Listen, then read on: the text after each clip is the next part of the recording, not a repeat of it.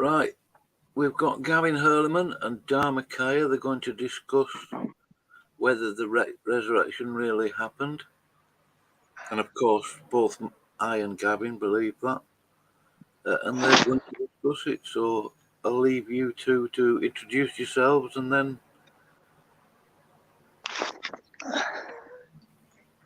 You want me to introduce myself first? Yeah, I mean, I have a degree in philosophy. I was a Christian pretty much my whole life until very recently. I've studied lots of things. I enjoy debating Christianity and learning about Christianity in particular because I have such an affinity with it historically. But yeah, no, I want to debate interesting things. Gavin wanted to debate the Old Testament prophecies, and I wasn't really that interested in that. So, but I'm more interested in the resurrection, so we can give it a go. Go on, Gavin. Yeah, hi.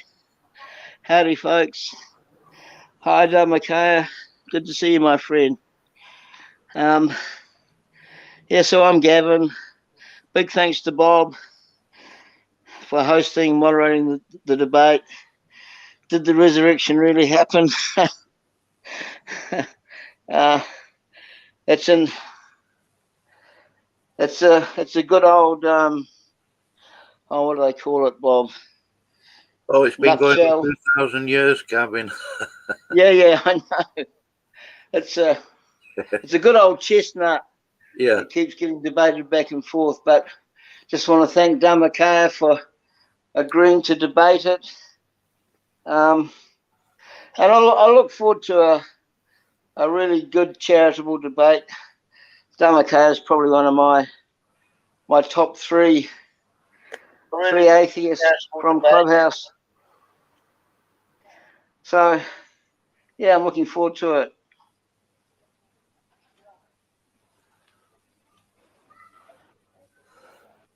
Okay, do you want to start? Have you decided who's starting first? I'm just going to make Dwayne a mod. Yeah, normally, Bob, the affirmative side goes first, which will be me. It's on you then. Well, I'm happy either way. Dharma, Yeah, do you want to go I just need to know who goes first because I need to do something. So if I go first, I can just do my little piece, and I have to do something else while you talk. Sure. So are you going to go first? That or you go. I just need to know who goes first. Okay. All right. Just hang on a sec. Yeah, I mean, if you're busy. I'm almost there. Yeah, if you're busy, I'm almost there. I have my notes. I'm just going to set my phone up. Just give me a sec, guys. Appreciate your patience. Where are we? Here we are. Okay. So if we put that there, then that might work. Okay. Why can't I see Dwayne Burke's comment?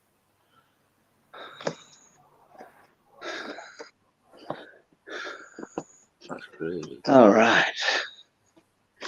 Okay. How's my camera Bob? It's good enough. Fine, can see you. thanks, Gavin. All right. All right, so shall I crack into it? Yeah, I mean, if you're willing to do that, that's perfectly fine. Yeah. I'm gonna set my timer. So it's a 10-minute opening, Bob. So just give me a sec. All right. So I'm gonna start now. All right. So today, my learned opponent and I are going to talk about the resurrection, whether it really happened. So, need to establish a few facts from the outset. So, after the crucifixion, the body of Jesus was buried by Joseph of Arimathea in his own personal tomb.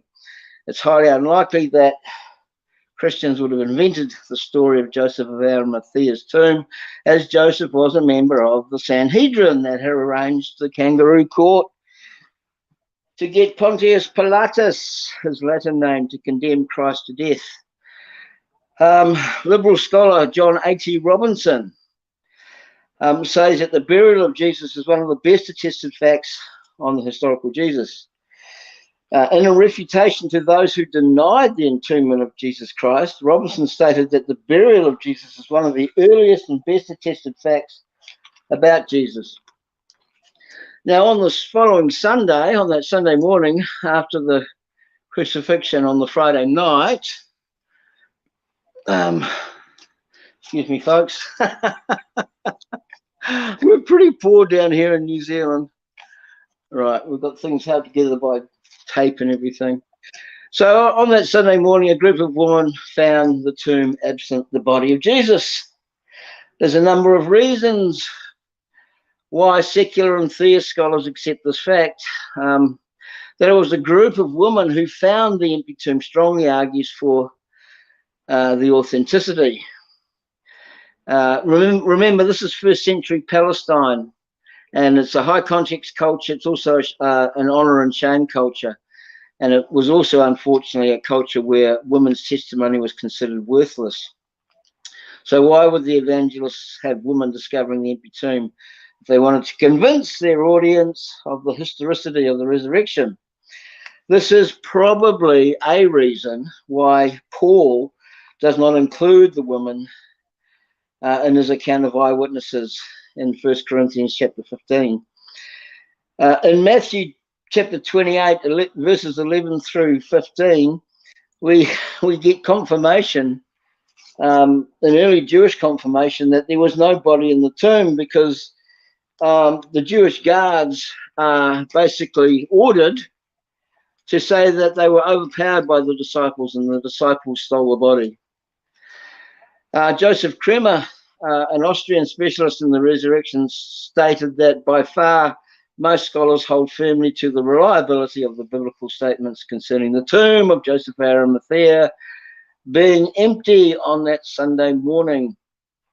So after that, on multiple occasions and under different circumstances, various individuals and groups of people experienced appearances of Jesus being alive after his death. These events of his post-resurrection appearances, as quoted by Paul, the apostle, guarantees that they occurred. And they're also based on the fact that there was a great majority of eyewitnesses, more than 500 individuals, who were still alive when Paul committed to writing about this in 1 Corinthians chapter 15 in around AD 55. Now, there's also a pre-Pauline creed that is often overlooked by people, but it's an early creed, and let's see, pre-Pauline creed that was in wide circulation at least 2 years after the death of Christ, but no more than 3.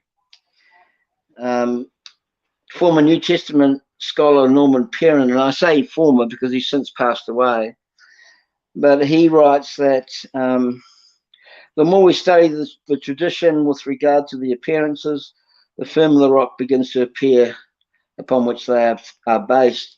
Now, E.P. Sanders, who was a New Testament scholar and has taught for many years at Duke University in Oxford, I don't think you can get more skeptical than this if you're a New Testament scholar. He describes himself as a modern, liberal, secularized Protestant. But back in 1993, he wrote a small book, and it was called The Historical Figure of Jesus. And right at the beginning of his book, he just opens up with a blast. And what he does is he writes about the consensus agreement amongst secular and theist New Testament scholars. And he says the following. He says, most scholars agree that after his death, Jesus appeared to his early disciples. How he appeared, writes E.P. Sanders, I am not prepared to say. The point here is that E.P. Sanders is not giving his individual view. He is just writing about what the consensus of scholarship is today about the resurrection. So, where are we going for time? Where's my timer? Okay, that's all right. So, I just want to focus on this pre-Pauline creed. So, the account of the resurrection appearances of Jesus that are found in verses, say, 3 through 7 of 1 Corinthians chapter 15, they're an early pre-Pauline creedal statement. Verses 3 to 5 are possibly one of the earliest creeds about Jesus' death and resurrection. And most secular and theist biblical scholars note the antiquity of the creed probably originated from the Jerusalem apostolic community. The antiquity of the creed has been placed to no more than 3 years after the death of Jesus. The creed has been deemed to be historically reliable and preserves a unique and verifiable testimony of the time. Now, just to quote some scholars here, Jewish historian Giza Vermes, Jewish historian, right? No friend of Christianity. He states that the words of Paul are a tradition he inherited from his seniors in the faith concerning the death, burial, and resurrection of Jesus. Even skeptical scholars agree that the creed, the early pre-Pauline creed of 1 Corinthians chapter 15 it's not an interpolation, okay? It's not a later addition, but was a creed formulated and taught at a very early date after Jesus' death. Gerd Ludemann, who's an atheist New Testament scholar, sadly no longer with us, he passed away in 2021, but he maintained that the elements in the tradition of the early pre-Pauline creed are to be dated to the first 2 years after the crucifixion of Jesus and not later than 3 years. And this is on page 38 of his book called The Resurrection of Jesus. Another atheist New Testament scholar, Michael Goulder, he stated that on page 48 of his book called The Baseless Fabric of a Vision, as quoted in Gavin DaCosta's Resurrection Reconsidered. He states that the early Pauline creed, pre-Pauline creed, goes back to at least what Paul was taught when he was converted, which was a couple of years after the crucifixion. So we've got very early eyewitness affirmation and testimony. Now we've got to remember, this is the first century. It's the year 33. There's no internet, there's no email, there's no phone cameras. All we have is eyewitnesses, and we have plenty of them. So I'm going to read this creed, and then I'll just hand it over to my learned opponent. Okay, here we go. Christ died for our sins according to the scriptures.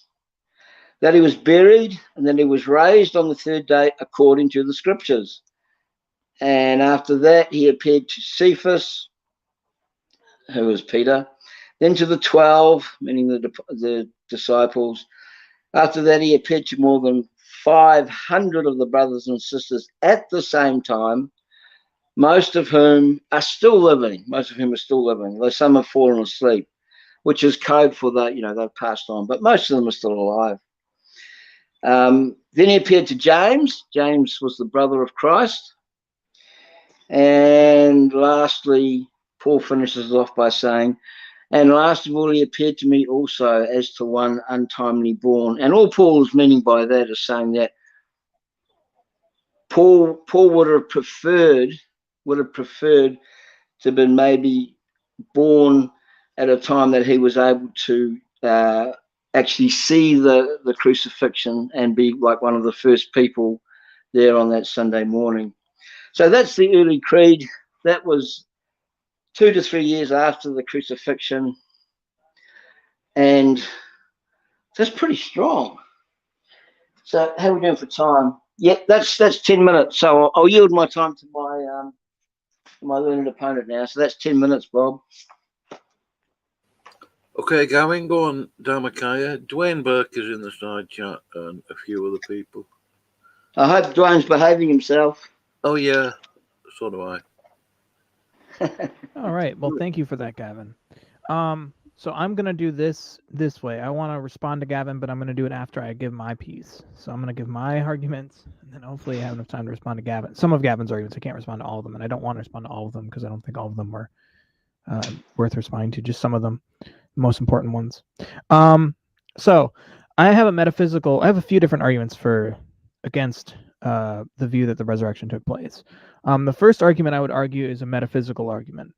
It seems that the claim that someone rose from the dead presupposes that there's some sort of essential aspect to someone that can persist over time such that they can rise from the dead.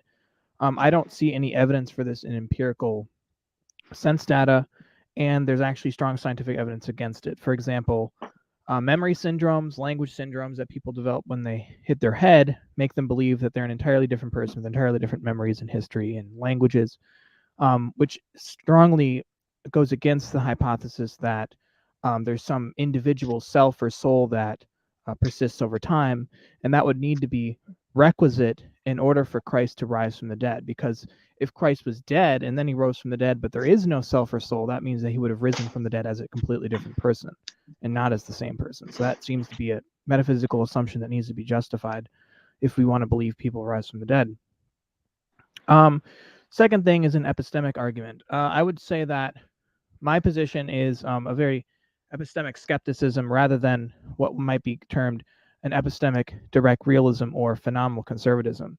That is to say, I think that we should have an a priori, a default view of being skeptical towards claims rather than being sort of accepting of claims. This is admittedly a perspective that other people disagree with me on, but I think that that perspective is the one we should hold. So that's one of the reasons why sans any sound empirical evidence or justification, that belief should not be believed. My third argument is an Bayesian argument. A lot of people don't understand Bayesianism. I think there was a debate I watched yesterday on, not yesterday, a few days ago on Theology Unleashed channel. I think this apologist, his name is Adherent Apologetics, I think he used a Bayesian argument, but he misused it because he didn't understand what Bayesianism attempts to do. A Bayesian argument is very simple, right? Bayesian's arguments are entirely empirical arguments. They're based on what the empirical evidence is and then determining what probability we can give to empirical evidence, right? So a good example of this is just, is there a dog, right? That argument, if you said, I have a dog, the probability of that proposition is extremely high by virtue of the fact that a lot of people have dogs. So we can use empirical background evidence to come to a probability that, okay, there's a dog because a lot of people have dogs. Well, if we use that same metric just to apply it to the resurrection, the probability of a resurrection is extremely low because nobody has resurrections, at least as far as we have empirical evidence for. In other words, for the resurrection to be justified, there has to be strong evidence because the probability is already low due to the fact that resurrections almost never happen, if not rarely. If you're at least a Christian, you believe it's rarely. So that's an argument from Bayesian probability. I have an argument from comparative mythology. Resurrections are certainly not unknown to ancient people.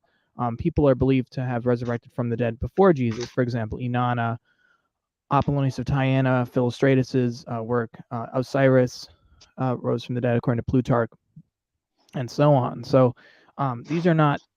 It's not just Jesus who rose from the dead.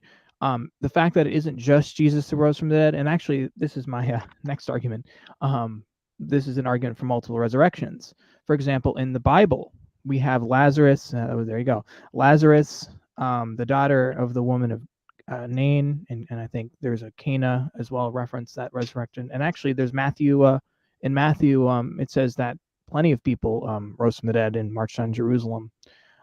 So resurrections are commonplace in history. So the claim that any particular, like Jesus, is special seems to be the Christian view, because Jesus' resurrection is in somehow an event that has some sort of soteriological, apocalyptic, or eschatological significance.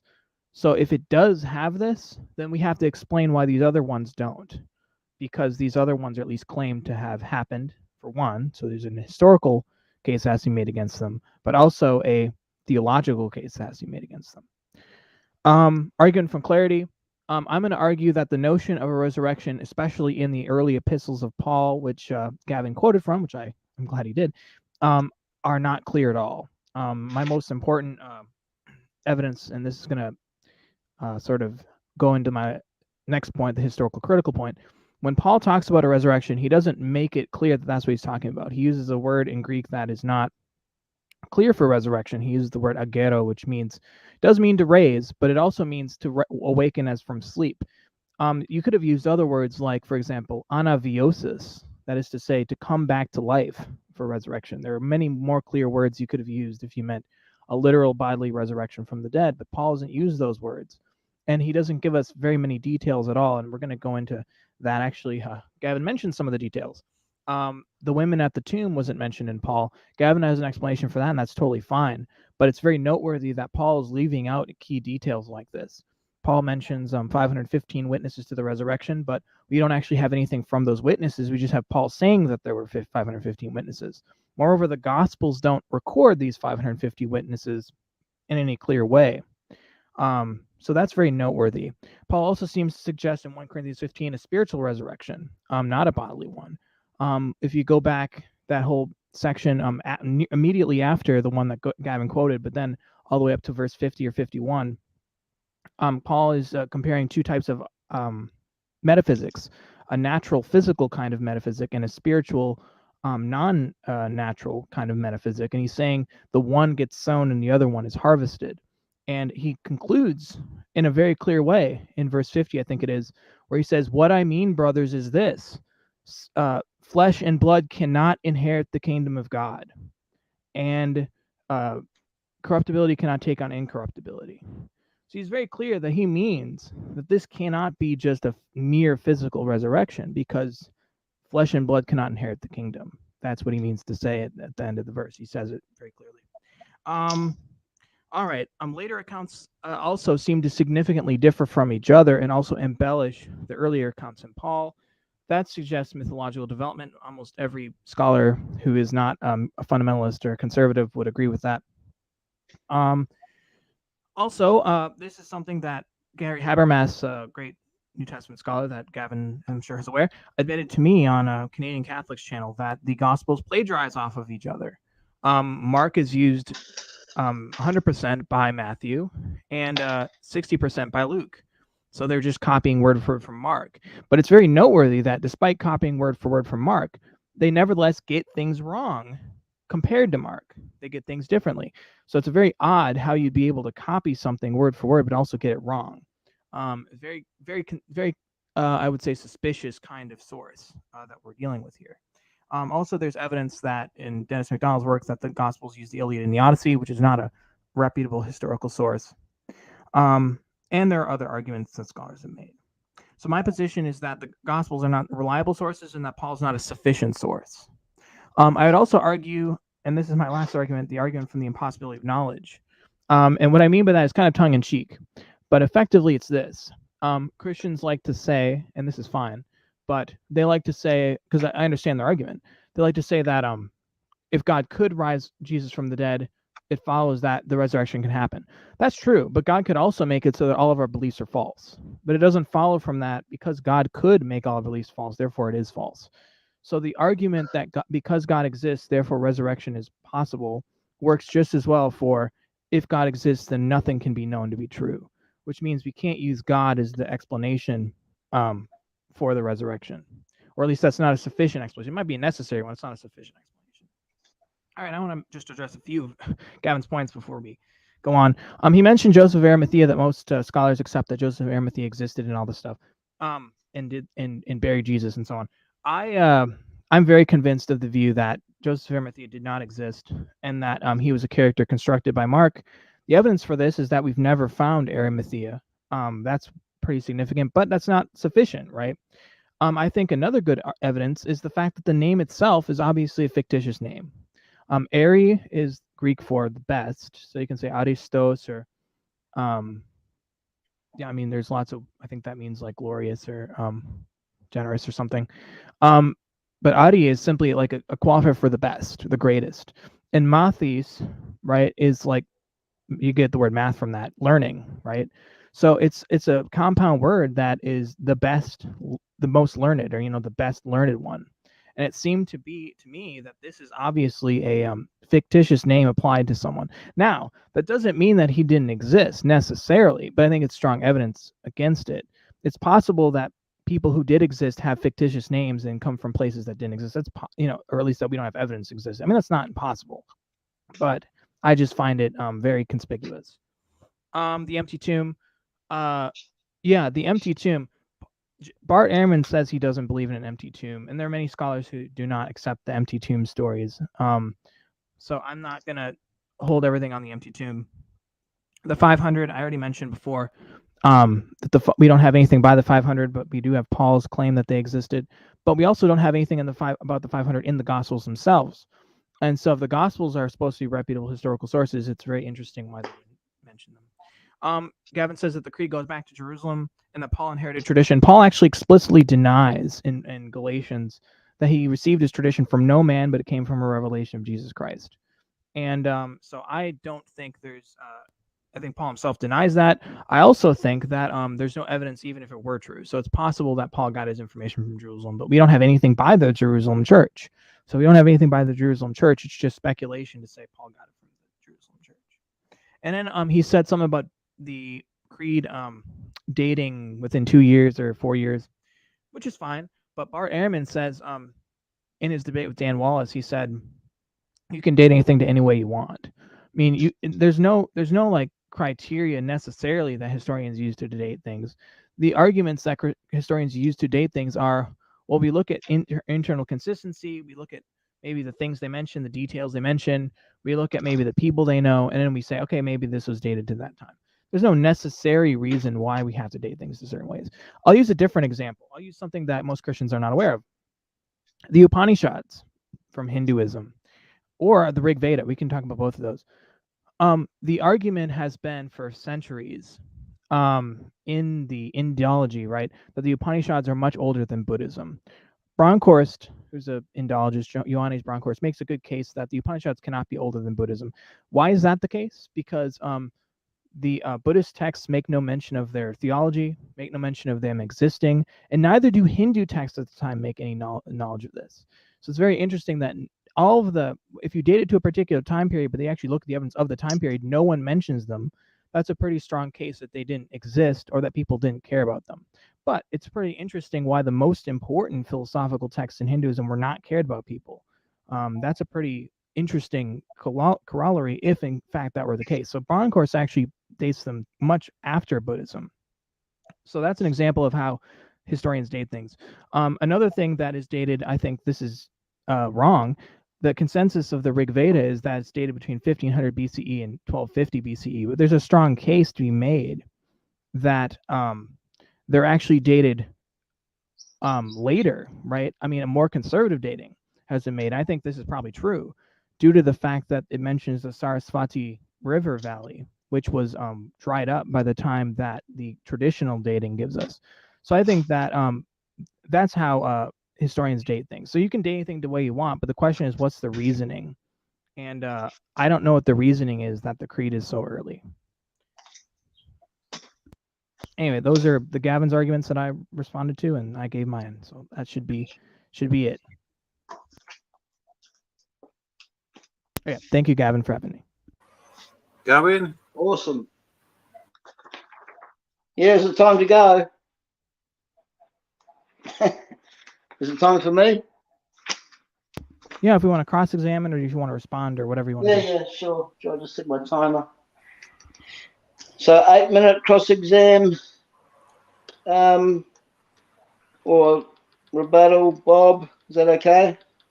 Yeah, I mean, you two are gentlemanly enough to work it out between yourselves. You know each other. So. Okay. Yeah. I'll try and keep it to 8 minutes. All right. So I've made a few notes here. My learned opponent has brought nothing to the table that I have not heard before. I've probably missed a bit, but we can sort of cover this off in the open discussion.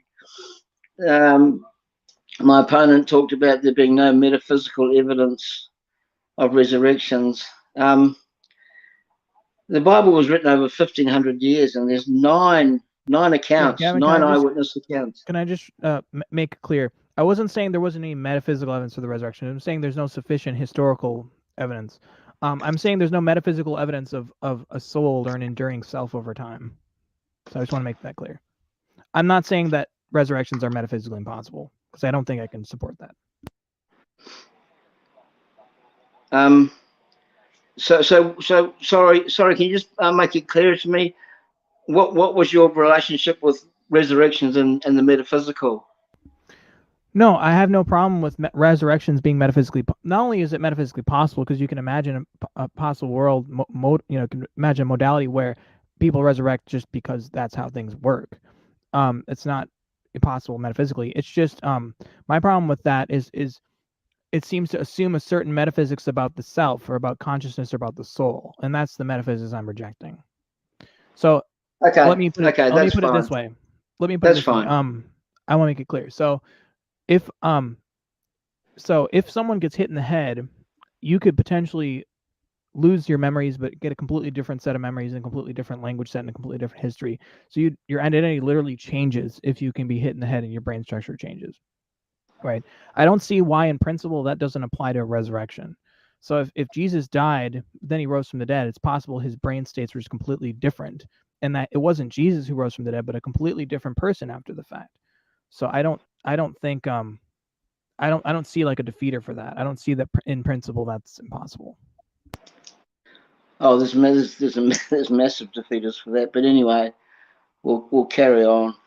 So based on the data points, there is extremely good evidence that theism, and by extension the resurrection, is far more probable than atheism. This is a fact. Now, my opponent Gavin, talked you just froze there. Oh, sorry. Is that okay? Yeah. Is that working now? I think it's out of sync. Hello. Oh yeah, you're good now. Okay.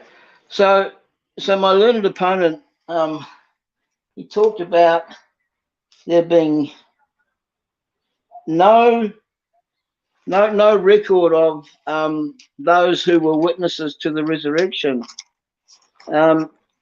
This is not true. This is not true at all. Here we go. Where are we? Okay, so I'll run through the list of names that we do know from the Bible who witnessed the resurrection. Joanna, these are the women that were at the tomb on the Sunday morning. Joanna, the four Marys, Mary Magdalene, Mary who was the mother of Christ, the widow of Joseph, another Mary who was the mother of James and Joseph, or Joses. There's also Mary, the wife of Clopas, and there was Salome, mother of James and John, who were nicknamed the sons of thunder. There was Peter, who was a witness to the resurrection. There was James, the brother of Jesus. There was also Simon, Andrew, James, John, Matthew, Philip, Bartholomew, Thomas, another James, son of Alphaeus, Thaddeus, who was also called Labiasus, and Simon the Zealot. There was also, let me see. There was also Barnabas, Andronicus, who was the husband or the brother of Junica. Junius, but it's not clear whether he was the husband or the brother. We're not sort of super clear about that. But Andronicus, Junia, Silas, Timothy, and Apollos. Saying we don't have any records of the 500. It's a bit of a nothing burger argument. We're talking about the first century. High context culture, also a shame and honor culture. You'll notice in the pre-Pauline Creed that most secular and religious scholars agree that was in wide circulation 2 years at the least and no more than 3 years at the most. That was in wide circulation. Yeah, I mean, can you tell me what scholars say that? Hey, this is my time. I thought it was a cross-examine. So I'm sorry. Maybe I thought it was a cross-examine. Yeah, I haven't asked you a question yet. Okay, no problem. Yeah. So this pre-Pauline Creed was in wide circulation as little as 2 years, no more than 3 years after the death of Christ. That's a very short time. That's an extremely short time between an event and a record being circulated. I've got dates here for text from authenticity from Tacitus, Suetonius, Caesar's histories, Aristotle's, Herodotus, and they've got these huge time gaps between the actual original manuscript or the event and the earliest copies.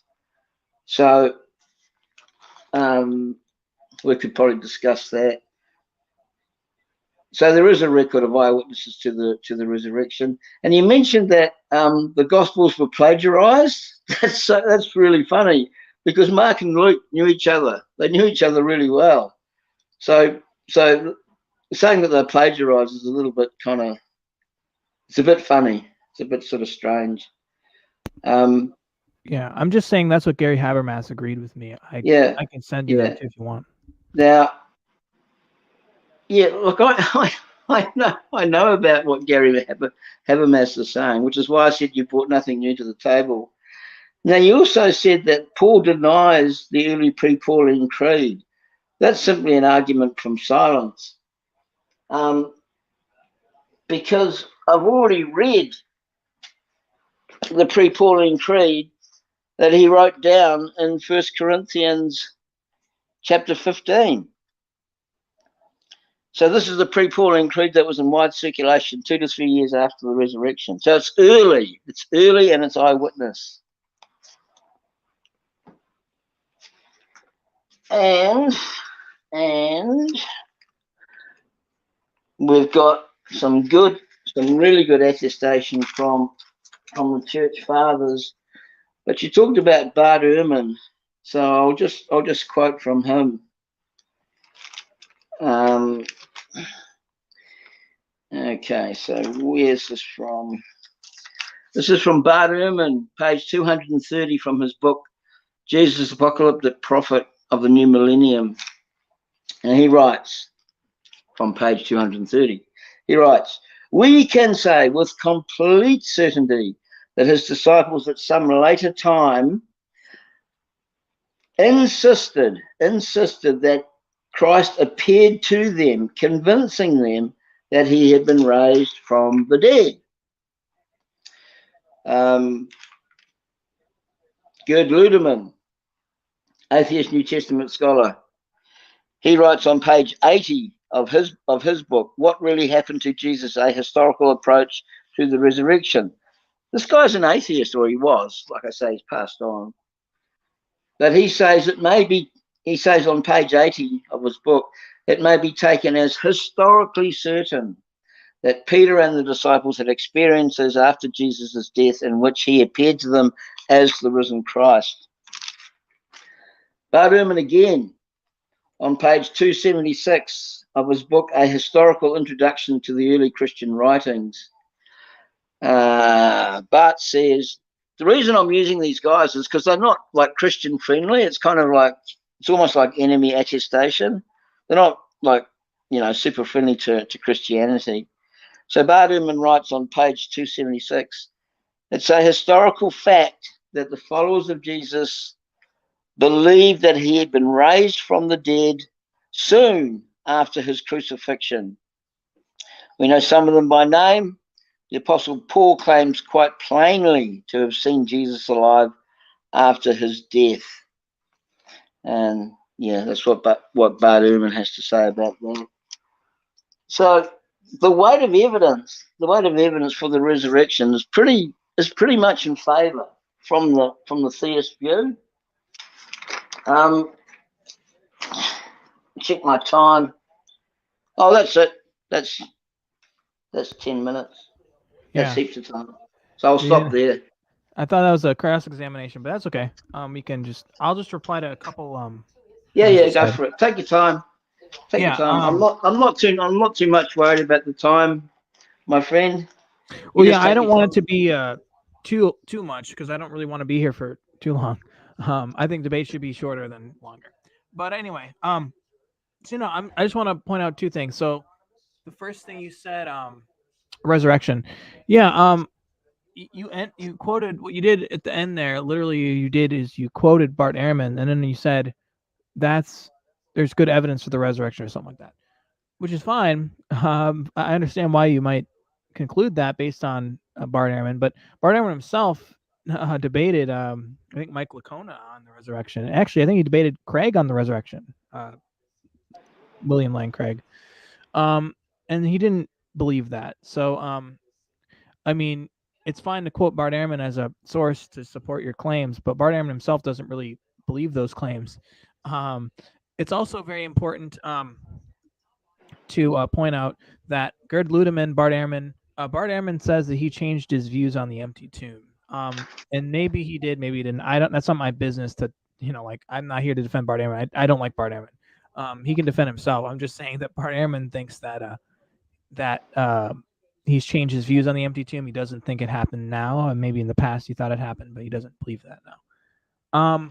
Gerd Ludemann actually changed his views. He mentioned Gerd Ludemann. Gerd Ludemann actually was an atheist, or not was an atheist. He is an atheist.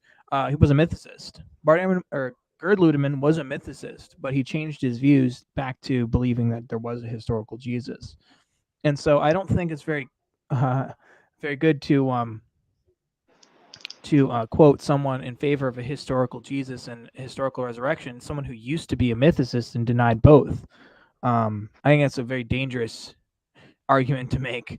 But no, a lot of what he said, I definitely understand why scholars say that. I just don't think that that's the case. I don't mind what scholars say, but I'm more interested in what the evidence is.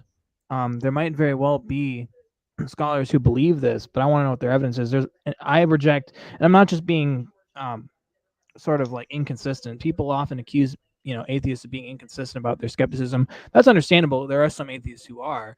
I'm not one of them. I reject the consensus of scholars when it comes to economics. I can reject the consensus of scholars when it comes to linguistics. I reject the consensus of scholars when it comes to the dating of the many of the Vedic texts. So I'm not just rejecting consensus of scholars in Christianity. I'm being consistent. I think they don't have good reasons to support what they're saying. That's kind of just my position. But yeah, I'm not seeing anyone, so hopefully Gavin's still here. I'm here. Can you hear me? Yeah. No, that's really all I wanted to say. There was a lot you said, so I don't really remember all of it. Sure, that's fine. That's fine. Bob, are you still with us? Yeah, I mean, you two can remind each other of what each of you has said and discuss it that way if you want to. It's up to you. Sure. Bob, are my citations in the video description? Oh, yeah. Okay.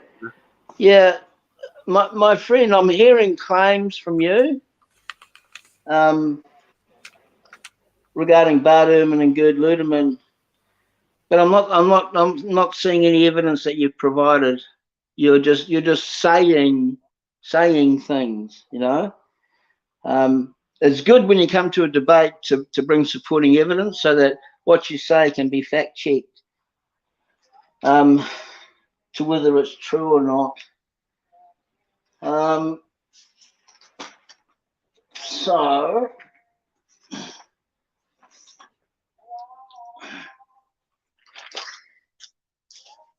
all right, where are we?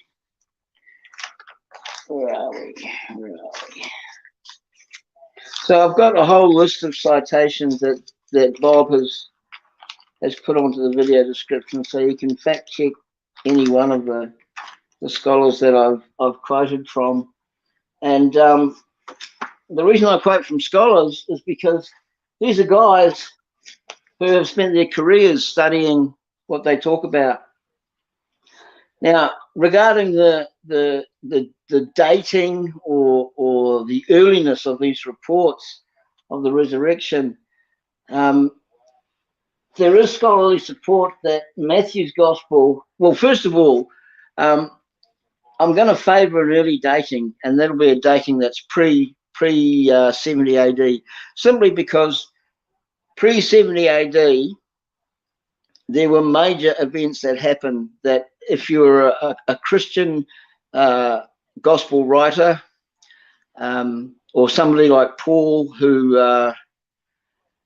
wrote up to 14 of the epistles in the New Testament. Pre 70 AD, there was the Neronian persecutions, where Nero tried to blame the Christians for the fire in Rome. This was a big deal, you know. Many Christians went to their death because of this. Also, too, there's the martyrdom of Paul and of Peter in the early 60s. Now, obviously, Paul's not going to write about that because he's dead. But then, you know, look, the Acts of the Apostles, or the Book of Acts, is attributed to Paul's amanuensis and traveling companion Luke. Now, Luke doesn't mention the martyrdom of Peter and of Paul. You'd think that these would be, you know, big deals. That there'd be something sort of major to include. So we kind of know that Paul was executed circa 63, 64 AD, and Peter shortly before him. So then that brings the Gospels to a time period of pre 70 AD, and Mark and Luke, they knew each other, you know, they knew each other. This is obvious. So there's scholarly support that Matthew's Gospel was written as soon as 10 to 12 years after the crucifixion. And the reason for this is because he completed his gospel before he left Jerusalem to preach the gospel in other lands. And it's recorded by Origen, Eusebius, Irenaeus, Papias, that Matthew left to preach the gospel 10 to 12 years after the crucifixion. So his gospel was completed 10 to 12 years. Let's say it was completed 12 years after the crucifixion. If we take 33 AD to be the time of the crucifixion, that's 43. That puts Matthew's gospel at around, say, between 40 and 45 AD. That's extremely early, particularly when we compare works of antiquity like Herodotus, and his histories.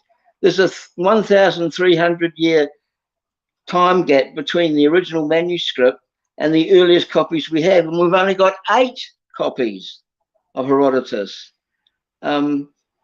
Aristotle's work, there's only five surviving early copies of Aristotle's work, and the time gap between the original manuscripts and the earliest copies we've got is 1,400 years.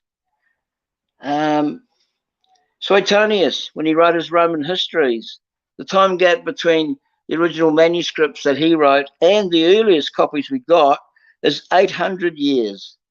And Tacitus, with his Greek histories, there's only 20 copies.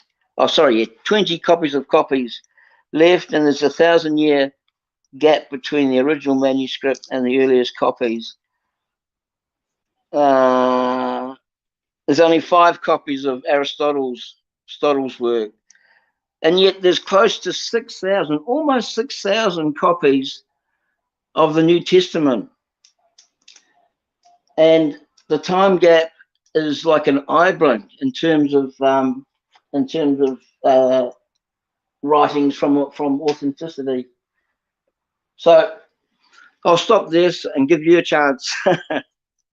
Yeah. Okay. So a big thing I could have argued I didn't, but I think I will because you keep bringing it up. The manuscripts.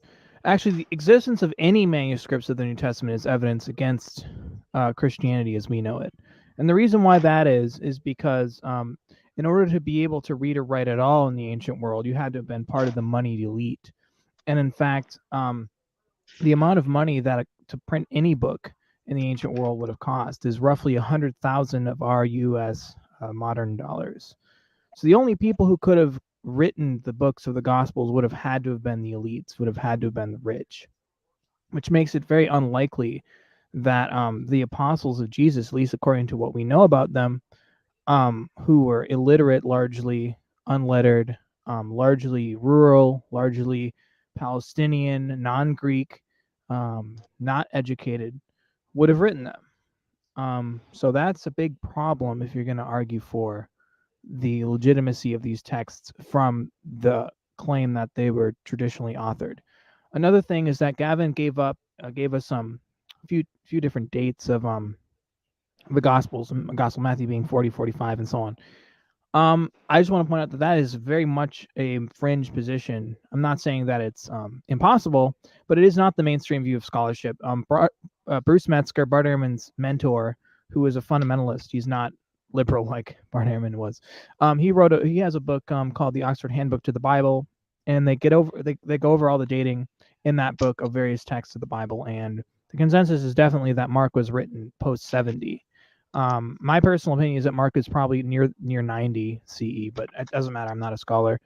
But it doesn't matter, like I said, because that's not the consensus. So Gavin has the burden to show why this earlier dating is the one we go with. Gavin said, well, they knew each other. Mark, Matthew, Luke, John knew each other.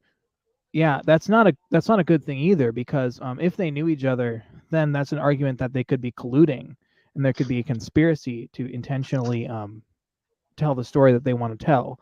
I think it'd be better if they were independent accounts that didn't know each other, like we have for Plato, for example, with Plato's Republic being, and not just the Republic, but other dialogues being sources for Socrates, but also having Xenophon, who didn't know Plato at all, being an independent source that verified it.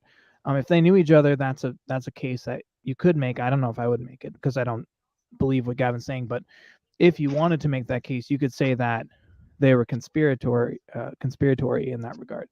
So no, that's a dangerous argument. I wouldn't make that argument. So yeah, the number of manuscripts. So yeah, it doesn't really matter how many manuscripts you have a tradition if you don't have the earliest ones, or even if you have very early ones, you don't have the originals. Most scholars will tell you, who are textual scholars, will tell you we can't get back to the originals. We can only get back to the earliest form of the text, what's called Aufsfangstext. And the reason why that is because our earliest complete manuscript of the Bible comes 300 years after Jesus. It's the Codex Sinaiticus, Codex Alexandrinus. And so we might have parchments before that, but they're not complete. The earliest parchment that I'm aware of is about a 2nd century Gospel of John manuscript called P52. Maybe we made discoveries since then. I haven't checked recently, but still, that's decades later. And the earliest complete Gospels and Bible we have is hundreds of years later. So that's still a pretty big gap. Plenty of time for people to just completely forge documents and interpolate. And that's in fact what Bart Ehrman argues did happen. Bart Ehrman has a book called The Orthodox Corruption of Scripture, misquoting Jesus. There are many books where he argues this, and he says, look, we can just show in the passages that there are these problems because someone must have forged a text to make this problem happen, right? For example, we see in our current manuscripts that people tried to change in Galatians 4, where it says born of a woman, they tried to change that text. They used originally the word is genomai for create, and that's the word that our modern Bibles use because scholars know that's the original, or at least that's the closest we have to the original. But many people tried to change it to genao because they wanted it to say something it didn't say. And we have evidence in the manuscripts today that that's what they tried to do. So we know that this did happen, that Christians like to change their manuscripts, or maybe they weren't Christians. I mean, I don't know. I'm not the one who decides who's the right Christian, who's the wrong Christian, but the scribes who wrote the texts changed the manuscripts in various ways. And we have a 300-year gap between our complete Bible and the originals. And so there's plenty of time for them to change it. But that's not argument against the resurrection, right? I'm not saying because the texts were changed, therefore that resurrection did happen. That's not my argument. I think that's a silly argument anyway. I'm just saying I don't think I can trust the accounts of the resurrection. That pretty much settles what I think I heard from Gavin there. So yeah, I mean, I think that's good. If you want to, I don't know if you want to do a cross-examine or you want to do closing statements or what do we want to do? But yeah, that covers what I heard. I'll just finish off. The problem is, my friend, you're making arguments from silence. You've got no evidence, and you're making claims. As far as the early dating of the New Testament manuscripts, we do have, and historians do have, a fragment from Matthew's Gospel, and it's chapter 26. It's called the Magdalene manuscript. So I'll just read about it here. The most significant find, however, is a manuscript fragment from the book of Matthew, chapter 36, which is called the Magdalene manuscript, which has been analysed ad nauseum. Scholars using sophisticated analysis of the handwriting of the fragment by employing a special state-of-the-art microscope differentiated between 20 separate micrometer layers of the papyrus, measuring the height and the depth of the ink as well as the angle of the stylus just means the pen, used by the scribe. After this analysis, scholars were able to compare this Magdalene manuscript with other papyri from that period, notably manuscripts found at Qumran, the Dead Sea Scrolls, dated at the latest to 50 AD. There's another manuscript fragment called the Herculaneum, which is dated prior to 79 AD. Another one at the fortress of Masada, which is dated to 73, 74 AD. And finally, a papyrus from the Egyptian town of Oxyrhynchus. The Magdalene manuscript fragment matches all four of these previously mentioned fragments, and is almost a twin of the papyrus found in the Oxyrhynchus fragment, which bears the date of 65, 66 AD. So, scholars conclude that St. Matthew's Gospel was written no later than 65, 66 AD, but probably earlier, and possibly, they're just saying possibly. They're not saying that this is a ballpark slam dunk, but they're saying possibly this fragment is a piece of the original manuscript of Matthew. If it's not, then it's a very, very immediate early copy, which was written while Matthew and the disciples and the eyewitnesses to the events were still alive. This makes it the oldest manuscript portion of our Bible in existence today. It's one which coexisted with the original writers. So what's even more important is what it says. This fragment of Matthew 26 uses the text nomina sacra, holy names, such as the diminutive is for Jesus, and ke for Kuru or Lord.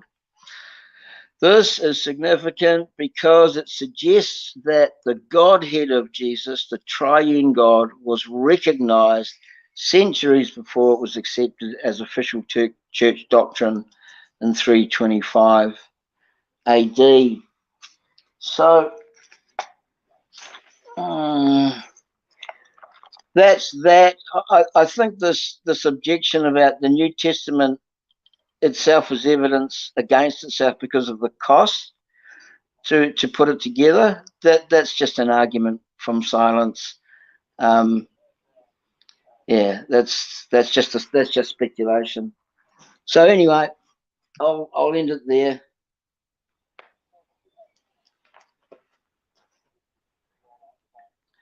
You can have a go. Yeah, thank you. I'm sorry, I just need to get my food because I haven't eaten anything all day. And it's getting late. Take your time. Take your time. Let's turn that ad off. Okay. Yeah. Great. So yeah, I mean, do you want me to respond or? It's up to you. Up to you. Totally up to you. Yeah. No, I'm fine if we do like a 10-minute like cross-examination and then we just wrap. Sure. We just do concluding statements or something. I think that's perfect. Yeah, that's fine. Yeah. So I guess do you want to ask me questions or you want me to ask first? Well, you go first because I've been talking for a while. Yeah, great. So so it seems like your argument hinges upon. So here's what your argument seems to hinge upon, from my understanding. Seems like you're assuming a particular dating based on certain historical sources or historical experts, and that based on the manuscript traditions, you're saying that this is reliable. Is that what your argument would be, or I just want to make sure? Oh, as far as the dating of the records of the resurrection, yeah, I'm relying on the earlier dating based on scholarly support and based on. That's not really what I'm meaning to say. I'm just asking what exactly, like, if you had to like sum it up, like in one sentence, what exactly is your argument? Would it be that the historical evidence, historical experts, and textual evidence is the argument? Both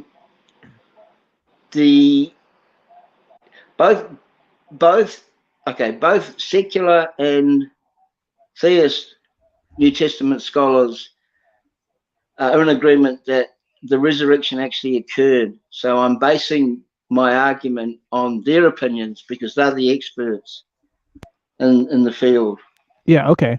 That makes sense. Okay, so would one scholar that said the resurrection didn't happen, would that not persuade you, or how many scholars would it take to persuade you that it didn't happen? Well, or would maybe instead of asking about scholars, what historical evidence would persuade you that it didn't happen? Or maybe that's not the right word.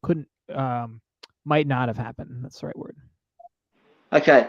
The consensus of New Testament scholarship is that the resurrection did happen. There's always going to be some fringe outliers who contend that it didn't happen, but they're the minority.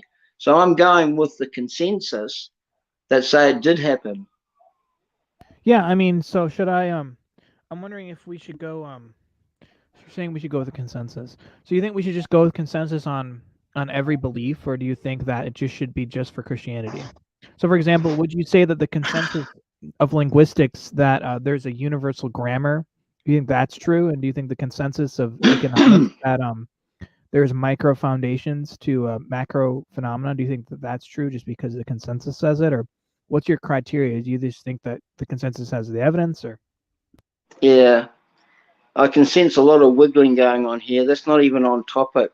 So we're talking about the resurrection. Well, no, this is on topic because I want to know, because it seems like what your argument is that that the consent. It seems like what you just said was that the argument is that the consensus says it, which is why we should believe it.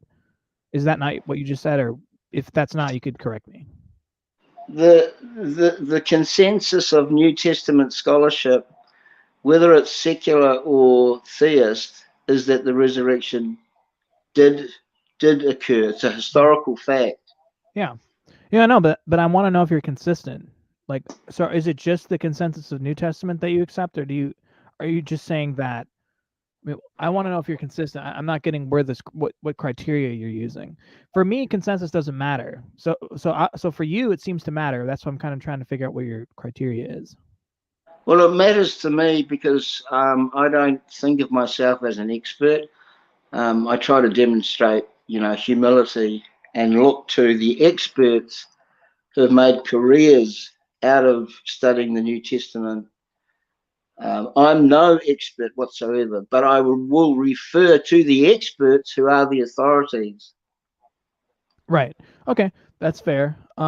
So the expert view on the Old Testament, right, and of Near Eastern studies and of Egyptology, is that almost none of the events took place. There are some people like Deaver who think some of the events took place. Would you say that you accept that consensus, or would you say that they have the wrong evidence or the wrong arguments? Well, you have no evidence for what you're saying, Dharmakaya, and we're not talking about the Old Testament. We're talking about the resurrection. Yeah. Well, I just referred to you by Metzger's book, and there are other books like Thomas, what's his name? Well, anyway, Israel Finkelstein's book, Bible on Earth. There's Joshua Bowen's books. There's the book I mentioned by Metzger, Oxford Handbook to the Bible. So there are books that do explain this consensus. But you're right. Of course, it's not. I'm just trying to figure out what your criteria is. Okay, so I'll tell you my criteria, and then maybe you can respond to that. My criteria is a purely evidential-based approach, effectively. If I don't see the evidence there for it, I can't really accept it. Problem with resurrections is that we have no evidence of any resurrection happening regularly. We could argue that it does happen, and there's nothing wrong with arguing that it happened. We don't see it happening regularly. We see rainfall happening regularly. We see drought happening regularly. We see people tripping over themselves. We see people making fools of themselves on television. We see a lot of things regularly, but one of the things we don't see people doing all the time is resurrecting from the dead. So that means that the evidence has to be pretty good for that claim. And I just don't see the evidence being very good for the claim. It seems like all we have is a couple of forgeries in Josephus.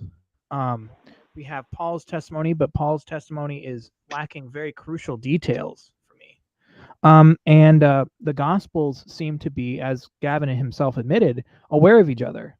And according to Gary Habermas and Consensus of Scholarship, I mentioned Metzger. You can read this in that book.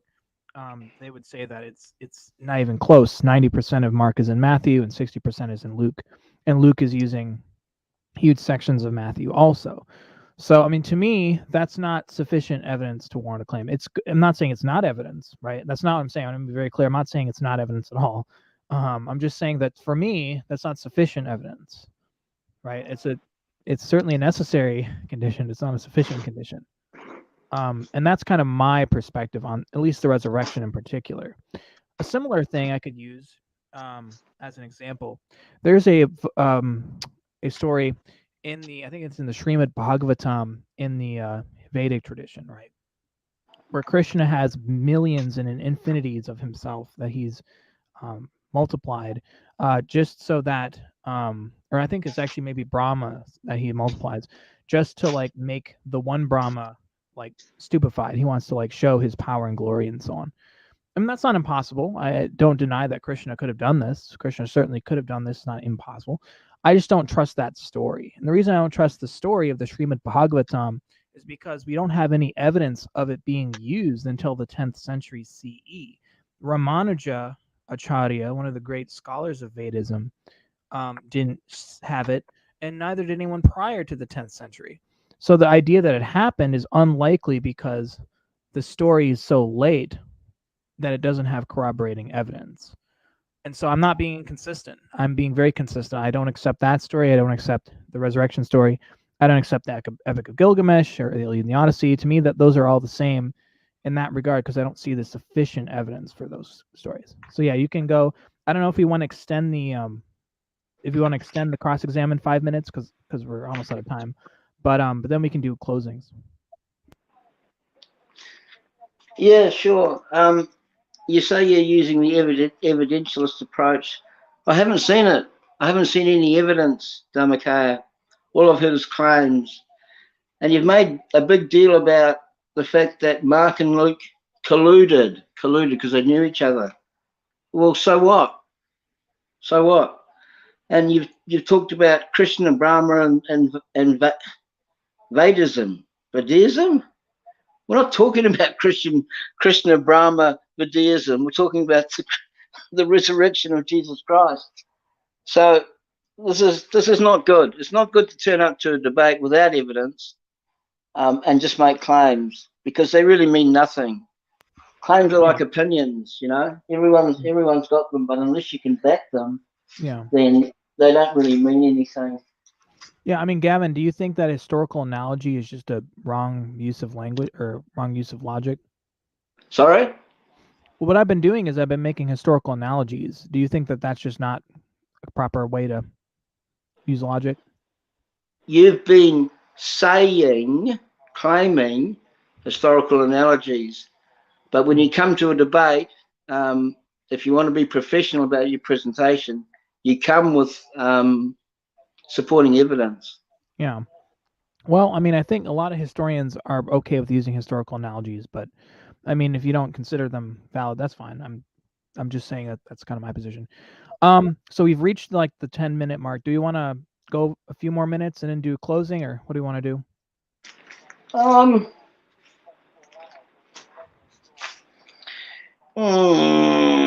Depends on how long you want to go. I don't want to go more than 2 hours. I was thinking maybe we could wrap it up by 1:30. 1 hour 30 What's minutes. the time? What's the time now for you? What's the time now for you? Well, it's an hour 12 minutes almost. So I was thinking an hour 30 minutes or 2 hours at most. All right. Okay, so I'll finish off. I'll just finish with this. Is this your concluding statement? Oh yeah, why not? Yeah, why not? Yeah, fair. So this is the wind up, Bob. So I brought an argument to the table, plus I brought evidence. As everyone can see, my citations are listed in the video description. They can easily be checked. It is the consensus. It is the consensus of secular and theist New Testament scholars that the resurrection happened. It took 1,500 years to write the entire Bible, from the opening verses in Genesis to the closing verses in Revelation. And contained in that 1,500 years of literature is 9 resurrections, 9 including Jesus Christ's resurrection. My opponent has made a lot of arguments from silence. I think my opponent said something about Paul never mentions the pre-Pauline creed in his writings. Well, that's just patently false. Patently false. I'll read it to you here. It's in 1 Corinthians chapter 15. This is the creed that was in wide circulation 2 years or no later than 3 years after the death of Christ. And this is the creed. Christ died for our sins according to the scriptures, that he was buried and he was raised on the 3rd day according to the scriptures, and that he appeared to Cephas, that's Peter, and then to the 12 disciples. After that, he appeared to more than 500 of the brothers and sisters at the same time, most of most of whom are still living, though some have fallen asleep, which means they've passed on. Then he appeared to James. James was the Lord's brother or half-brother. Then to all the apostles. And last of all, he appeared to me as to one untimely born. That was especially verses 3 through to, say, the end of 7. That was a creed that was in wide circulation as soon as 2 years post the resurrection, but no later than 3. That's an eye blink. That's an eye blink when you consider this is an event that happened 2,000 years ago. I've provided page numbers, names of books, and the author, and what they've stated. And I'll probably finish here with a quote from a documentary that was on ABC on June 26, 2000, and it was from Paula F. Fredrickson. Now, she's a convert to she's a convert to Judaism.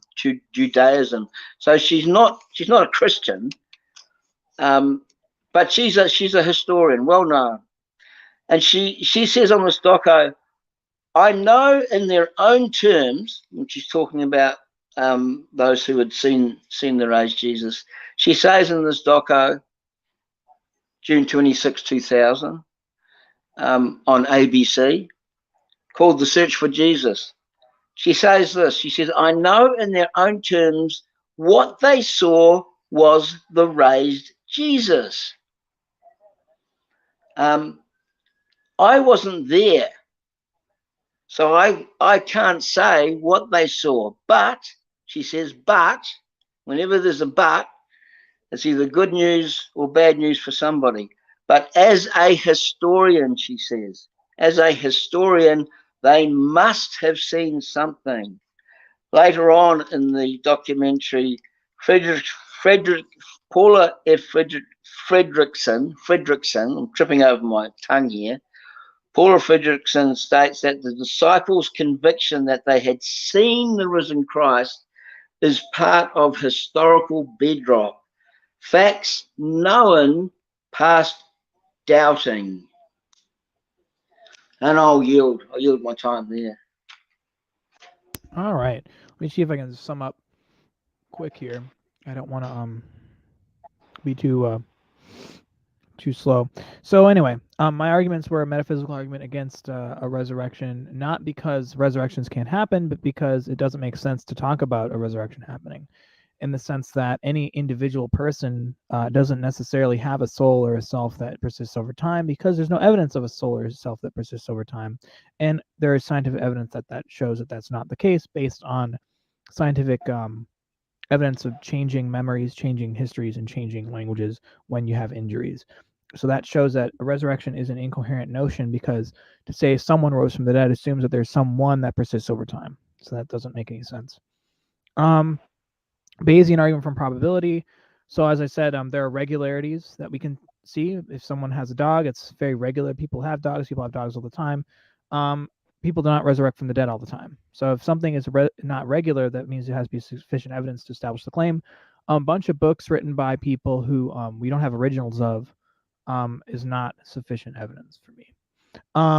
Comparative mythology and multiple resurrections. So this argument says, look, there are other people who rose from the dead in history if we believe that they existed, such as Inanna, Osiris, Apollonius of Tyana, as well as people like Lazarus in the Bible, among others. And so if these other people rose from the dead, that means that Jesus is not special. He's not some unique person. Historical critical evidence.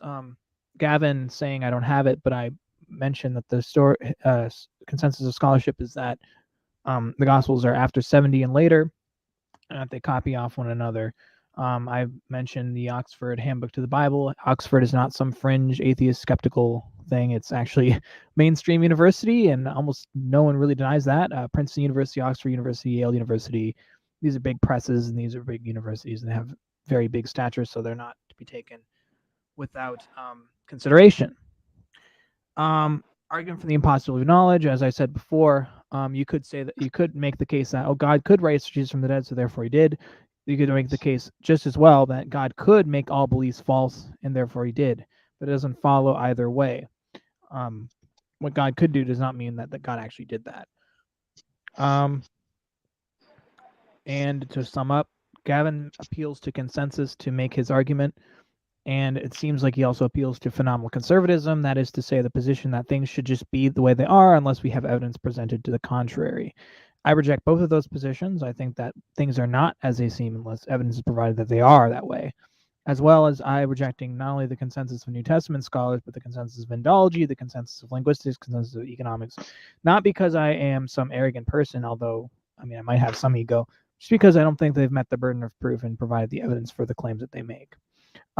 This isn't and shouldn't be shocking to Christians, by the way, because Christians reject the consensus, often reject, I shouldn't say they all do, but they often reject the consensus in biology that evolution took place. And that's totally fine. But that means we have to be consistent. If we're going to accept consensus, we accept it. Otherwise, we reject it. We have to pick one of those. Historical analogy. I made historical analogies to the Vedas several times, and I think that they fit. I could make historical analogies to other texts. The fact of the matter is, I don't believe that Krishna talked to Arjuna in the Battle of Kurukshetra for a very obvious reason, that the text was interpolated into the Mahabharata, and we have evidence that it was. On the other hand, Gavin seems to believe that we when we do in fact have interpolations in the Bible, or could have, because we have a 300-year gap between the complete one and the originals, that we shouldn't take those into considerations on this question. I think that that's a double standard. I think that historical analogy is very important. Authorship claims. Again, the consensus is that the texts were not written by the people ascribed to them, but we could debate that. It's totally fine. There are debates on that by, for example, Richard Bauckham, Jesus and the Eyewitnesses. He argues that did happen. I argue that it cannot happen because the texts would have been too expensive to produce for the people if they wrote them, and that there's no way that Aramaic, illiterate, unlettered, rural people would have known sophisticated Greek.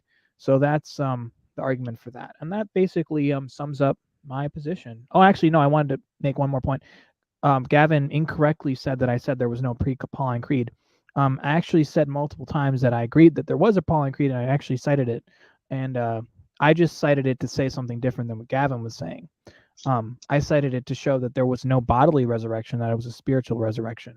And Paul's thesis after the initial part of the creed, I think it ends at verse 14, but then it goes all the way down to verse 50. It ends with the statement that flesh and blood cannot inherit the kingdom of God, showing that this is not a physical resurrection, because Paul does not believe that flesh is pure and worthy. He says corruptibility cannot be inherit incorruptibility. So anyway, so that's my position. So we disagree. I think we should have different presuppositions, but that's totally fine. Thank you, Gavin, for having me. Thanks, my friend. If you have an interesting debate, maybe we can debate something more interesting or something that you're interested in later. Is there any questions, Bob? Yeah. Cool. Let's hear them. Oh, questions. Oh, yeah. I think Paul, obviously we know that me and you agree that Paul was an apostle, of course. He could not have been an apostle unless he'd been an eyewitness. He would have been around to see Jesus Christ resurrected. The qualifications for an apostle are in Acts chapter 1. So I think he would have even witnessed Jesus being baptized as well. He was one of the any questions? Yeah, Bob, is there any questions from the audience? If there are any questions from the audience, just put capital Q, and I will put it up on screen. I'll read it out for you. Nobody's actually put any questions in, but if anybody maybe our arguments were so compelling. How many people were resurrected? Because if I remember correctly, when Jesus was resurrected, there were, what was the exact number? A couple of hundred other people were resurrected around the same time, and they went into town, didn't they? It was, I know. Well, that's what Matthew's gospel says. However, that's a kind of a contentious debate that still rages. It could be just hyperbolic literature, or it could be actually literal, but it's still contested today. Yeah. But that's a miracle in itself, isn't it, Gavin, that we're talking about the resurrection of Jesus Christ approximately 2,000 years later still. And I would say that Christians are proof, really, of a resurrected Jesus. Those apostles were risking their lives preaching that Jesus Christ is resurrected. They were risking that. Well, obviously, Paul did persecute the early church, but the Romans were pretty clever at that as well. You know, you go against their religion, you're going to croak if they, get the paws on you. And they all did. You don't risk your life for a lie. Nobody does. Even Dharma wouldn't risk his life for a lie, would you, Dharma? Yeah, I actually don't agree that people don't risk their lives for a lie. If the lie is powerful enough to believe in, you'd risk your life for it. I mean, look at Russia right now. Russia's lying about what's going on in Ukraine. They're all dying for it. Yeah, that's presentism. I mean, the world has become, I would say, 100 times possibly more corrupt than it ever was at the time of Jesus Christ. It sounds like presentism. I do understand what you mean. Yeah. Well, I also disagree with that. I kind of agree with the book of Ecclesiastes that things go on the way that they go on, and all vanity and all that. I think you would agree that they have been getting worse even in the last 20 years. No, I actually don't agree with that. I think that in the last 5 years things have been getting worse, but I think things have been getting better overall. But again, to me, it's not really, it's subjective because it depends on how you define what something is better is, right? And that's a huge conversation. Yeah, I know what you mean. Because I'm looking at I have a different worldview to you. I'm looking through a different lens, and you're looking through, I don't know. I'm assuming you're some sort of Buddhist, are you? Or yeah, I'm a Mahayana Buddhist. All right, okay. Buddhism didn't do Buddha much good because he's still dead. Yeah, but the Buddha. So in Buddhism, here's a very good thing I think that makes Christianity different than Buddhism, and I think I prefer Buddhism actually in this regard.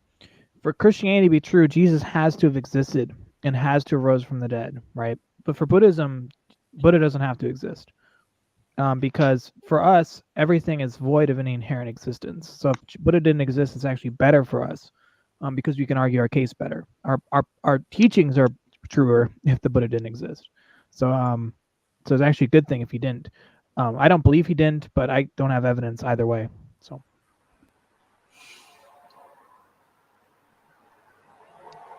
I don't think there's been any questions. No, that's fine. That's fine. Would we all agree, though, the three of us here, that nobody would die for what they know is a lie? No, I don't. I don't think so. Yeah, I agree. I mean, I think people would die for something they know is a lie if it's strong enough. No, hold on. If somebody knows that something is a lie, I don't think there's any instances of somebody willingly going to their death for something they knew that was untrue, that wasn't true. Actually, you know what's very interesting? We just talked about Buddhism. Let's talk about Buddhism a little bit more. Buddhism has this idea of upaya, or useful or skillful means. That basically means a lie. There's nothing wrong in Buddhism about lying as long as it's for the sake of enlightenment and the sake of the teaching. And you don't get enlightened by lies. You don't get enlightened. These documents as well, there's only, if I remember correctly, Gavin would probably correct me on this, there's only, I think, 9 very early manuscripts for Euclid. Obviously, you got Plato's writings, Aristotle, which Gavin mentioned. Very few manuscripts for that. And I do believe there's more than 5,000, actually. Yeah, 6,000 almost. Sorry? Almost 6,000. I think it's 5,710 or something. Yeah, it's getting close to 6,000. I actually thought it was a lot more than that, but there you go. Well, we have other manuscripts. We have like 20,000 other manuscripts, but they're not in the original Greek. They're like translations. Oh,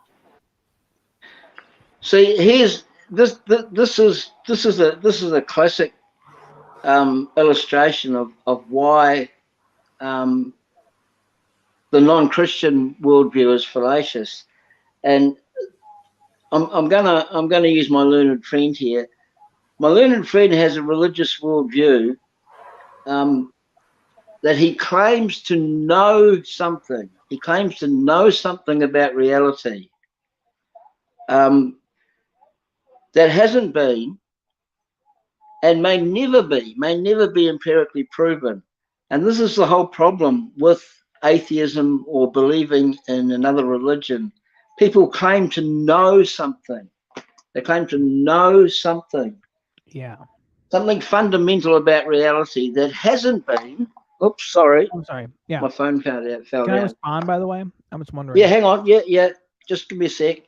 Yeah. People who are atheists or of other faiths, they claim to know something fundamental about reality, and that is that the God of the Bible does not exist. This is what the atheist says: God does not exist. Other people from other faiths don't hold to the fact that the God of the Bible doesn't exist. But that's a claim. That is a claim that has never been empirically proven and probably will likely be never empirically proven. So it's just a claim that people believe in. Whereas the Christian, we've got, what have we got? 2,000 years worth of literature, archaeological evidence that shows the Bible is accurate and what was written about it. We've got scholarship that is huge, that supports the New Testament and the resurrection. So I'll yield there. can I ask you, Dharma? Let me just respond to that quickly because you actually made a false claim. So actually, there's a whole school of Buddhist Mahayana philosophy called Madhyamaka philosophy. And in Madhyamaka, the whole book ends with saying, I wish I knew the direct quote, but praise be to the Buddha who gave us the true view of relinquishing all views. Right. So actually, the whole position of that school of philosophy is to say we don't have any views and we don't make claims. So you claim that I make claims, but actually there's a whole school of Buddhist philosophy that's exactly against making any claim about reality. You've been making claims this whole debate, my friend. Well, sure, because this is the context of the debate, but I wouldn't accuse a Buddhism of making claims when there's a whole school of philosophy that's explicitly rejecting that. Anyway, that's all I wanted to say. Have you just asked me a question about not making claims, Dharma? I'm sorry. What, you repeat that? Have you just made a claim about not making claims within your religion of Buddhism? Right. Well, again, we talk about skillful means. In Buddhism, we may have a distinction between what's ultimately true and what's conventionally true. And I don't make ultimate statements. I'm making statements based on our context and in our situation. Can I ask you another question? Yeah. Because I did notice at the beginning, if you'll forgive me for perhaps misquoting you, why do you? I think you said you weren't interested in prophecies in Scripture. Because I believe I can illustrate. No, that's not what I meant. In the New Testament from the Tanakh, the Old Testament. Yeah, that's not what I meant. I just meant that it wasn't an interesting debate topic. I thought it would be more interesting. Oh, you're kidding. No, for me, it's not interesting. But no, I mean, I'm not saying that it's not. I'm not saying that it's not a thing. I'm just saying that it wasn't interesting for me to talk about. I don't feel interested about it. Okay. I find the prophecies about Christ to be compelling, considering some of them were written 1,000 years before he was born. Imagine writing about the name of the town that he was going to be born in, and that town didn't even exist when the prophet was writing it. Yeah. Yeah. Well, that's a different debate topic, and I don't really want to go down that route. Yeah, I wonder why. Oh dear. Well, I mean, Yeah. I would argue. Only I kidding. mean, my position, if you want to hear it, I would say that every single one of those prophecies is fake, and you could show that they're all fake. But that doesn't matter. Oh, come on. I mean, yeah. Okay. It's not the debate, so I don't want to talk about it. But if you want to talk about that, we can. I just don't find it interesting. What would, I mean, you know, one thing I find sort of vaguely interesting about atheists is that a lot of the times on Clubhouse, they spend a lot of time arguing against God, and yet they would say they don't believe God exists. And frankly, to me, it doesn't make sense for someone to talk about someone that they do not believe exists. Yeah. So they're arguing from a position of, I would say, stupidity, really. Because before I got saved, you couldn't have got me talking about God because I didn't believe God exists. And obviously I got saved, you know. Well, Yeah. Well, I'm not, you know, for me, it's because just I had a taken- mathematical sort of Cartesian sort of mindset. Yeah, I don't like that type of philosophy at all. But anyway, from my perspective, I'm just saying from my perspective, I can't speak for everyone. From my perspective, I'm interested in it from a philosophical perspective. Yeah. And also, what was I going to say? I have a problem with the socio-political aspect. So I don't like how people, in the name of God, blow up buildings and torture children and stuff. Like No, hold on. Let's not conflate that kind of behavior with Christianity, because that is. No, I'm not saying, I didn't say that. I'm sorry. I didn't say with Christianity. I'm just saying there are people who do believe in God who do that. I'm not saying it's just Christianity does that. Well, then Muslims I do would that say, too. which God do they believe in? Because that's not the God I believe in. I mean, Yeah. Well, that's a different debate. I'm just saying that's kind of why I talk about this stuff.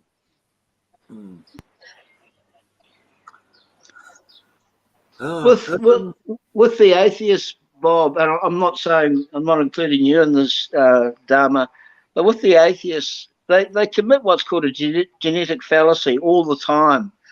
And I'll give you an example. If I argue that the belief that the Earth is that a round Earth is false because I read it in a comic book, I'm committing what's called a genetic fallacy. And this happens all the time, particularly in the context of religion, because atheists will often argue, and they do this often. They argue that religious beliefs, or our Christian beliefs, for example, they're false because we acquired that knowledge via the Bible, and the Bible was penned by men who were inspired by the Holy Spirit. So because the Bible was written by men who were inspired by the Holy Spirit, the atheist just hand waves it away and says you've acquired your knowledge through supernatural means, and they don't want to know anything about it. But that's officially called a genetic fallacy. Yeah, but they commit the same thing, Gavin, as you've just stated, I think, because a lot of their so-called philosophy derives either from Plato or Aristotle. Plato had a transcendental sort of argument, and Aristotle didn't. But they based their whole philosophy is based on Platonistic reasoning, isn't it, or Egyptian? Because I think Plato went to Egypt. You're talking about atheists? Yeah, atheists. Yeah. Well, a lot of atheists are modernists, and they don't really accept pre-modern ideas. Modernism is kind of just like scientific rationalist materialism. You mean brute facts? I'm sorry? You mean atheists argue from so-called brute facts? Yeah. Some of them do, but yeah, they just kind of are. They're very modernistic. They don't hold pre-modern views. I used to be a Platonist. What I'm saying, Dharma, is that their philosophical reasoning comes from Platonistic roots. Yeah, no, I don't think. I mean, some of them maybe, but most of them are not. Most of them are just basic, like scientific materialists. Are they? A lot of atheists I've noticed, though, are ex-Catholics. I don't know if you've noticed that, Gavin. Well, I'm actually former Eastern Orthodox. Well, that's Catholic. Well, there you go. If you call it Catholic, that's fine. I call it Putinism, but yeah, it is what it is. Putinism. Did you want to open the room, Bob, if anyone wants to come in? If somebody wants to come in, you can do. As soon as you come in the studio, I don't know if you know anybody in the side chat, Gavin, do you? I can't see the side chat, Bob, not through my phone. Right. Nobody's saying they want to come in. I've got 7 people watching. Right. If Dwayne Burke wants to pop in, he's more than welcome. Dwayne's actually got a good argument. Yeah, more than welcome. He's got a good argument. I know the sound of his voice, so yeah. If you're listening, come on in. Yeah. I've got the link ready. Dwayne's been working on an argument for the existence of God. Oh yeah. Which is very interesting. It's very interesting. Well, I'll put a link in there. Yeah.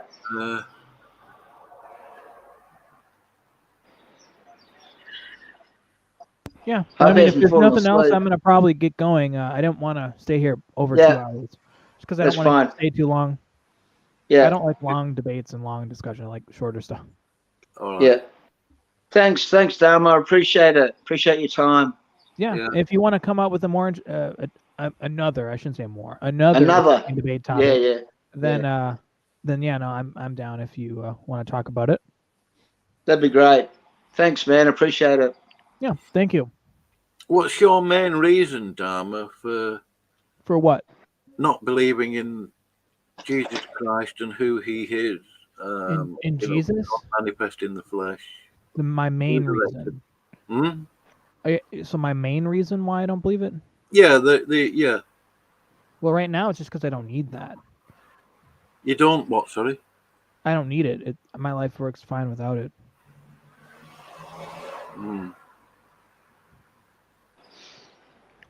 But if you're asking me like why did I leave Christianity, that's a different question.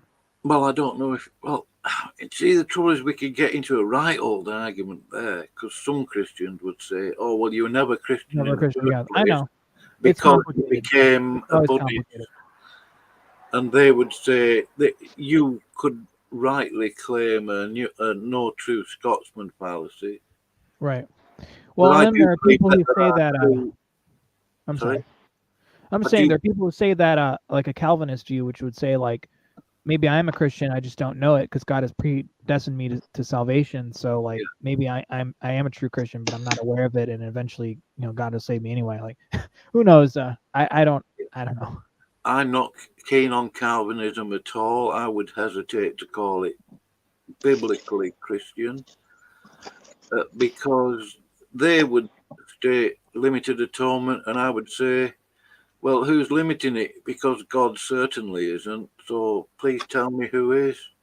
Yeah, well, they would say God is limiting it, but I'm not a Calvinist. I'm not a Calvinist. If Jesus had mentioned atonement on the cross and said, well, yeah, I'm doing this for the atonement as part of the atoning sacrifice, except for such and such, then I could go with it. Yeah. Well, anyway, it was nice talking to you, Gavin. If there's nothing else, I think we're gonna. I'm gonna end it here if there's nothing else. Yeah, that's fine. Thanks, Tom. I appreciate it. Yeah. Yeah. Thank you. Anytime you want to debate, I don't care what time of day it is, as long as it doesn't interfere with any of my mandatory appointments, then no problem. Yeah, I actually have an appointment couple appointments next month, but nothing. Oh yeah. That's awesome. I will host any old debate as long as the people that come in are polite and there's no swearing and it doesn't turn into a dumpster fire. I don't care. Yeah. Well, maybe Gavin wants to debate a topic I wanna say. I mean, I would debate I want to debate the transcendental argument against the existence of God. I don't know if Gavin knows the transcendental argument for God tag. Maybe we could do that debate. Yeah, that'd be a great topic against God. But that'd be a great topic. Sure. Whatever you want to do. You have a transcendental argument, do you, Dharma? even though Buddha wasn't resurrected? I'm not sure what you mean. Can you define the transcendental? I know I'm going to sound stupid now, but basically, the transcendental argument is argument for the existence of God, isn't it? Obviously, Yeah. but it's more like a spiritual argument for God. Yeah, a transcendental argument. This is the transcendental argument in like traditional form. It's something like there are these transcendental properties that exist, like time and space and self and stuff, and that those things need to be justified, and that Christianity justifies those things, and no other worldview can. That's the transcendental argument. Yeah. It's not really about it's not really an argument from like the spiritual nature of God. It's more of an argument that there are these transcendental things that atheists can't account for. Well, when I hear the word transcendental, I think something that transcends.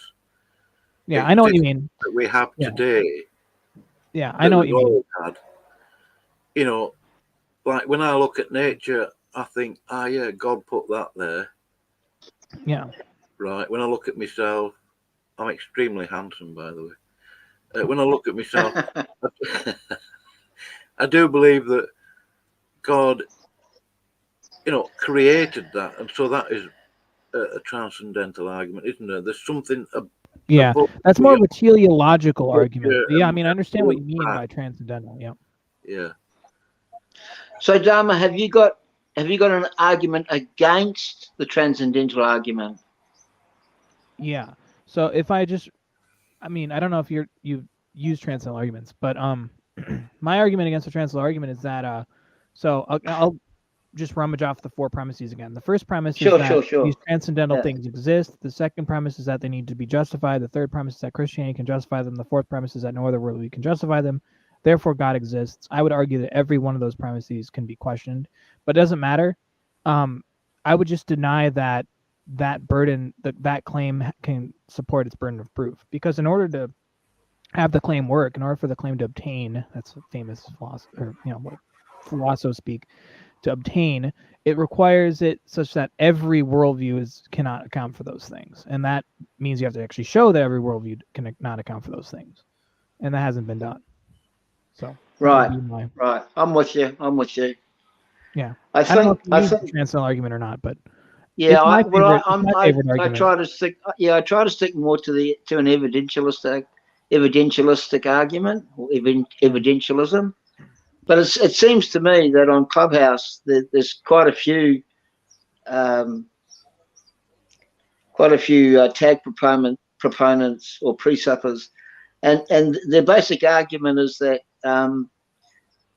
all facts and intelligibility can only be grounded in the God of the Bible. That's like a snapshot of what their view is. Mm-hmm.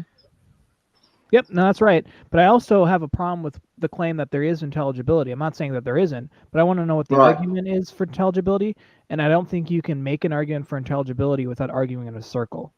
Because how can you make an argument for intelligibility without using intelligibility? That's just exactly. Yeah, exactly. Yep. So maybe that's something.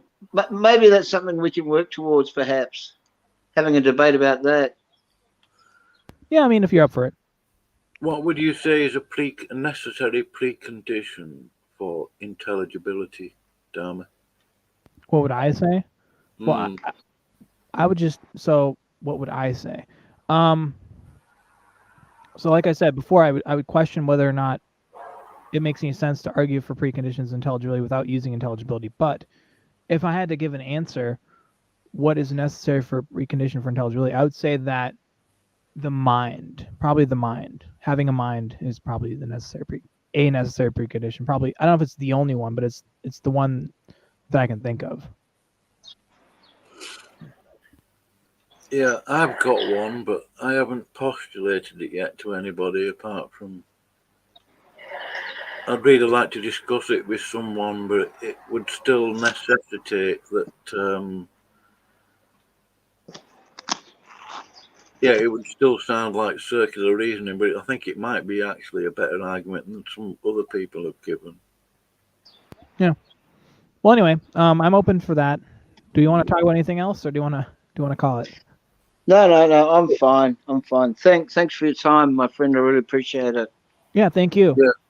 I don't think anybody's going to come in. The link is in there. That's fine, Bob. That's fine. Yeah. Thanks for hosting and thanks for modding.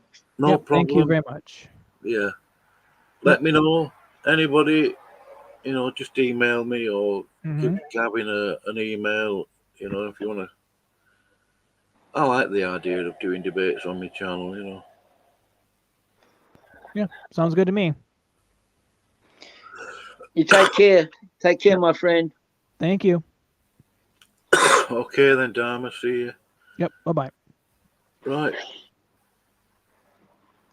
Oh, that's one in the bank. That's one in the bank, Bob. Yeah. Have you any idea if you've got any more debates coming up, Gavin, as a result? Yeah. I've got. I'm in kind of a fortunate position because my time's really flexible, and I've got. I'm on standby as a fill-in for a debate on slavery. Oh yeah. Because the people that are running the debate or hosting the debate, they're having trouble getting hold of one of the debaters. So they said to me, "Would you be okay to debate slavery in the Old Testament, without much notice?" I said, "Yeah, I'm ready now." Yeah. So that might just happen, today or tomorrow. I don't know. As far as future debates, let me see. Oh, there's no rush, Yeah. I'm sick of hearing people. One point I would love to make in some of these debates on Clubhouse is that I think they were better off as slaves in Israel, because if they'd have gone to Rome as slaves, or what we now know as Turkey, or certain other countries, they'd have been getting very, very badly treated. At least in Israel, there were some commands, and they had rights. They had rights, Bob. If you're a slave in Israel, you had rights. You had legal rights.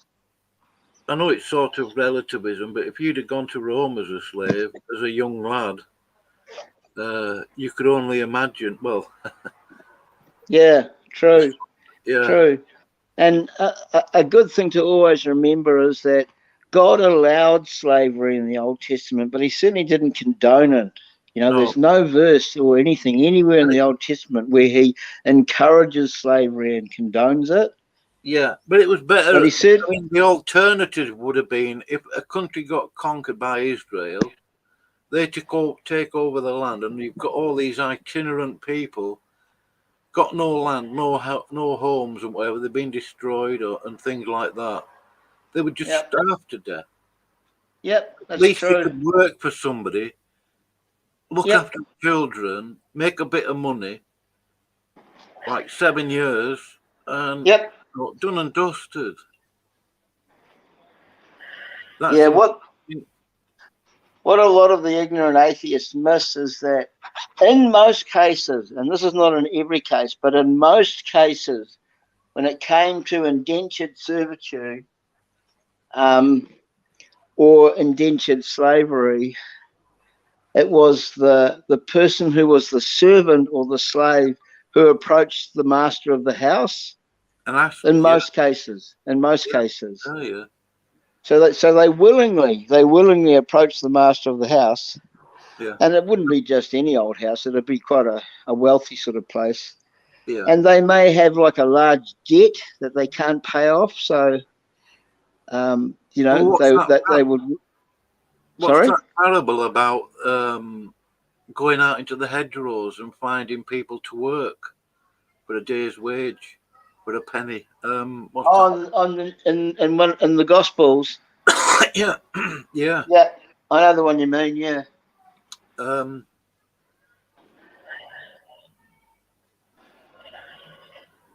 you know, you'd have had people who were looking after a farm. They might have had a couple of 100 acres. They'd just seen somebody itinerant on the highways and byways, and they said, "Look, you know, do you want to earn a day's pay and come back every day? You'll be fed and looked after." You know. Yep. There's another thing that atheists don't even think about, and they're clueless about, which is why they're atheists. Yeah. Is that God brought the Israelites up out of slavery in Egypt. Yeah. Another point. Yeah. So that's a great point to make from the get-go. God doesn't condone slavery. He brought his people. He brought his chosen people, Israel, up out of slavery from Egypt. Yeah. And of course there were abuses. I mean, you know, where there's people involved. Yep. You know, you get that kind of thing. That's right. Yeah, that's dead right. But that is a very excellent point there, Gavin. Well, I think so. Yeah. It's not original to me, Bob. This is just what I've read from the scholars. Yeah. How do you think the debate went? Oh, very well, as far as I'm concerned. Yeah, great. Yeah. Right. I don't know what they've voted. I can't see it. But there's a vote. It should be going live in about 4 minutes. Oh, okay. Hopefully people will read the vote. I think I did see. Hold on. Yeah, I'll read it out. Dharmakaya 60%. 40% said they'd vote later on. Okay. Unfortunately, nobody voted for you, Gavin. Oh, well, that's okay. I think that's just... Anyway, I'm going to put that poll.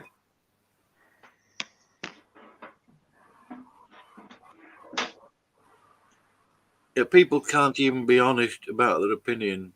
And, you know... Yep. Like it's some sort of personal thing or something. It's just childish.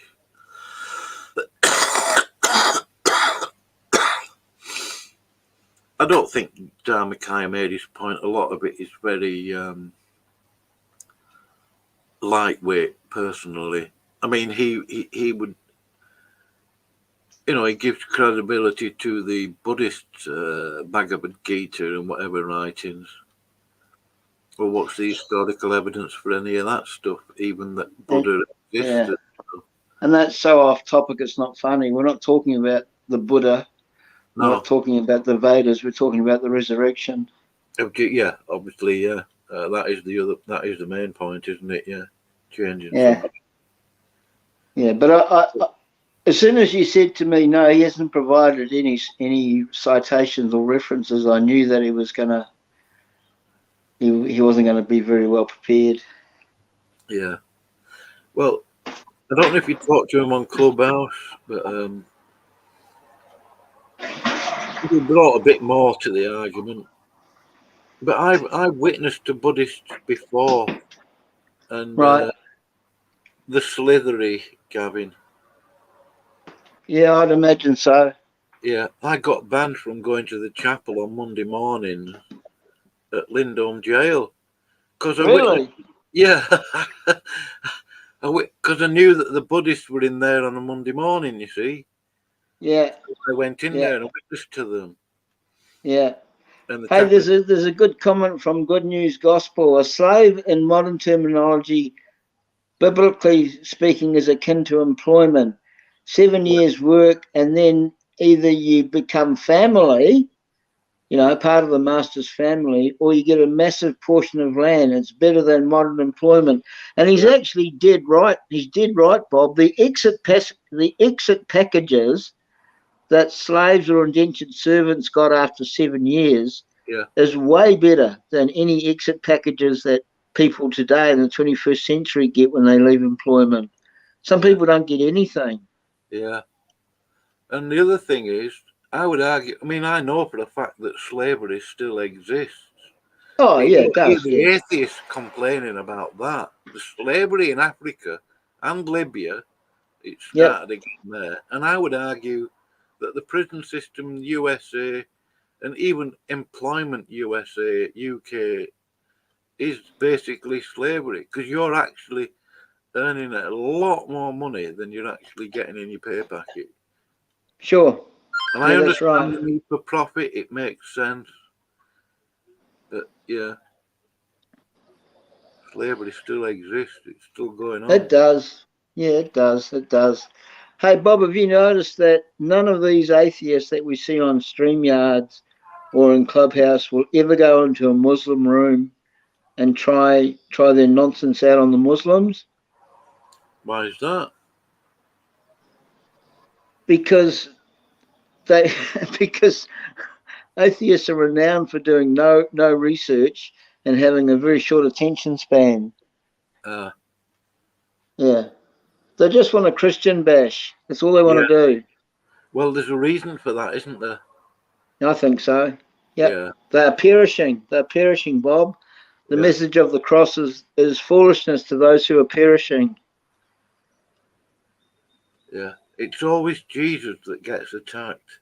I mean, when the atheists start swearing, yeah. You know what name they use, don't they? Oh, absolutely, yeah. Absolutely. So how are you over there, Gavin, in New Zealand? You all right? Yeah, I'm good. Good, thank you. Yeah, everything's going well.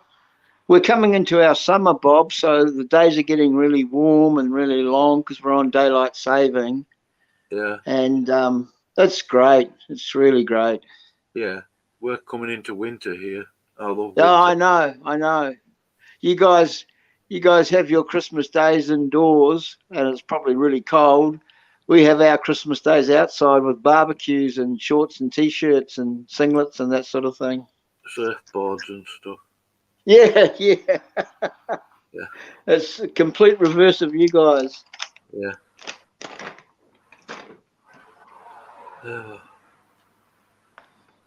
I'm just gonna check out what time James is tired is gonna stream. Just give me a minute. Who? James is tired. Have you heard of him? He's streaming, is he? Yeah. He's going to be today. Yeah, I just want to get the time. Yeah. Because he's supposed to be addressing these lies of praise, but I don't know. We'll see. We'll see. It's unfortunate that he found out too late. What's going on, you know. Yeah. I'm not white knighting Gavin, but I really don't. I've got to say, I really don't agree with James is tired giving a sort of inquisition on Darth. Right. Yeah. Right. It's just my opinion. I'm just saying. You know. Yeah. No, I hear what you're saying. I hear what you're saying. No, I would never inquisition a Christian like that in front of people, but then, you know, I don't know. Anyway, if you're going, I am subscribed to his channel. I might pop over and see what he's doing. Yeah, I'll white knight the gospel as well, Bill. Yeah. Oh. You there, Bob? Are you there, Bob? Yeah. Yeah, he's live in 2 hours. In 2 hours, he's going to be live. It's 11 o'clock at night here. Yeah. Wow. Yeah. That went fast. Yeah. You did a good job of modding. Well, I just tried to stay out of the way. I knew you two would be okay, you know, working out between you, and that's it, you know. Yeah.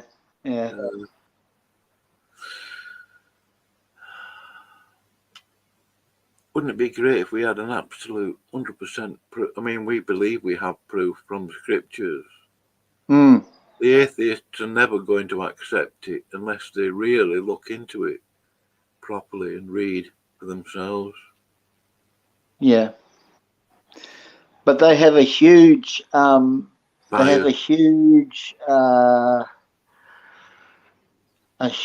bias, like you say, away from anything to do with the Bible, Jesus, God, Christianity, holiness, anything like that. But that's to be expected, you know. That's to be expected. That they are perishing and they think the cross is foolishness. Yeah. Do you think they're scared of believing in some way? No, I don't think they're scared, Bob. I just think that they think that they are more intelligent than God, and they're too proud. They're too proud to submit to somebody, you know, higher than them. Jesus Christ is very challenging, isn't he? Because of the, I mean, even though the word morality doesn't exist in Scripture. Yep. They're afraid of that sort of moral challenge to their sort of moralistic worldview, aren't they? Oh yeah. Well, they push really hard against the objective morals of God, which is why they bring up these atrocities in the Old Testament all the time. They bring them up. Yeah. But they don't. They're clueless. They're really clueless about the Bible and the context of things. Yeah. Can I just ask you, Gavin? I'm not trying to be inflammatory or anything. I'm not trying to. If you don't want to answer, it's fine. When Tom Rabbit was questioning Praise I Am intensely. Yeah. I saw that. Was Tom like there with a pair of pliers on Praise's nipples or something? No, not at all. Not at all. Forcing him Not to at answer all. in that fashion? No. No, my opinion of Praise is exactly the same as yours, Bob. Yeah. I mean, I don't hate the guy. I mean, I just... oh, dear. Anyway, I'm just being a little bit facetious. No, it's fine. It's fine. Right, Gavin, I'll let you go if you need to. If you want to stay, I mean, I'm quite happy to talk to you. Yeah, I've actually got a bit of stuff to do, but I really appreciate you doing the modding and hosting. Yeah, you're reliable as the Rock of Gibraltar, Bob. Well, I think the best way with a debate is, you know, you got two grown men in there. Yeah. Okay, you got to agree with the guy. But, you know, part of a debate is being charitable, being polite, having a little bit of respect. Reckon? Yeah, I think so. Just, yeah. You should be adult enough to be able to agree to disagree. Yeah. I don't like all that interrupting stuff I see on Clubhouse. I do find it annoying. Oh, it's rubbish, yeah. It's rubbish. Heckling and... anyway. And are you going to watch James's stream in 2 hours, Bob, or no? You're going to go to bed? I might even record it, or... okay. I don't know. Yeah, I'll probably pop over. I'll be awake. All right. Okay. Well, if you're on a stream, I'll be there. I'll be there because. Yeah. Did you hear that argument I had with Praise a few days ago? Yeah, I recorded it. Right. I've got it on the channel ready to go live. Right.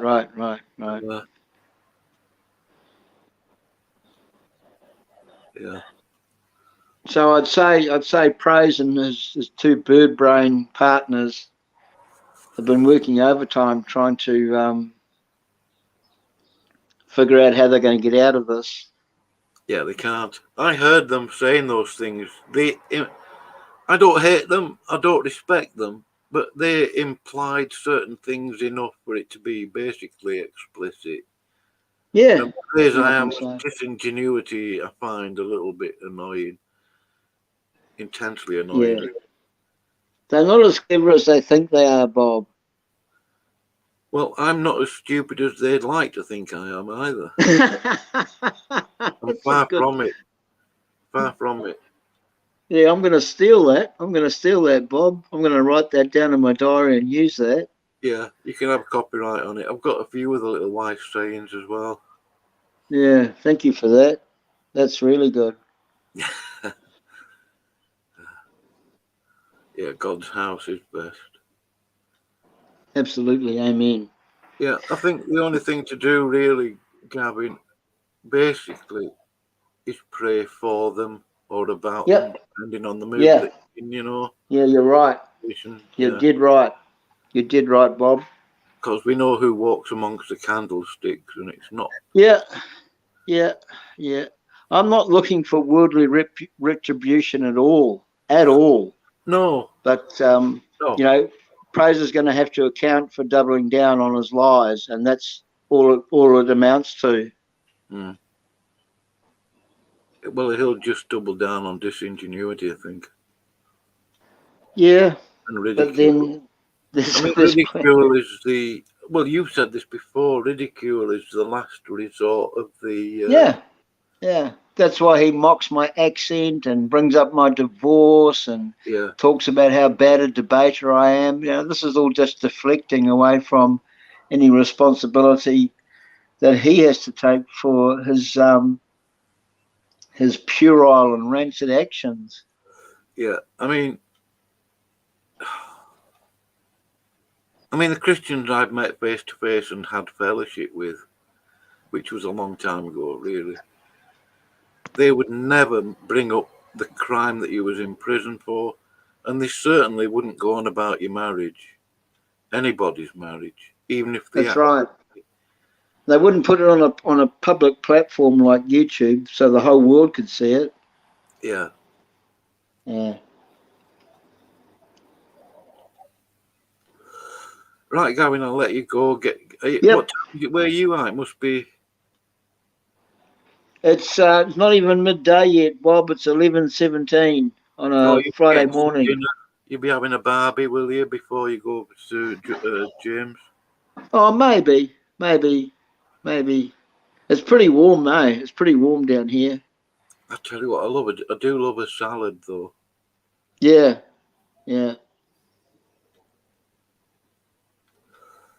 Right. Right, I'll leave it there then, Gavin. God bless you for coming over. Yeah, thank you, Bob. I really appreciate it. And there's going to be more debates for you, I can assure you. Yeah. And when you're communicating with the other guy, if it's Dharma or anybody else, ask them to bring notes and like references. I mean, you can share screen anytime they want. It's no problem. Absolutely, yeah, absolutely. But you know what I'm like, Bob. I always come with plenty of references and citations. Yeah, I've got all those on there. Right. I'm going to play me outro and then... Okay, all right. Thanks, Bob. Appreciate it. God bless you. All right. Unless you wanted to talk a bit more, Gavin, no problem. No, I've got a few things to do, but I really appreciate your time today. Yeah, seriously. No, yeah, I mean, I would have stayed here till breakfast. I would, it's no problem. Yeah, I would have liked people to ask questions or come in and chat, but maybe people got other things to do. Yeah, well, this recent stuff is sort of poisoning the well a little bit. I know. I understand. Yeah. Anyway, God bless you, Gav. Thank you. Yeah. God bless you, Bob. I really appreciate you. Thank you. We'll see you soon. Thank you. Bye.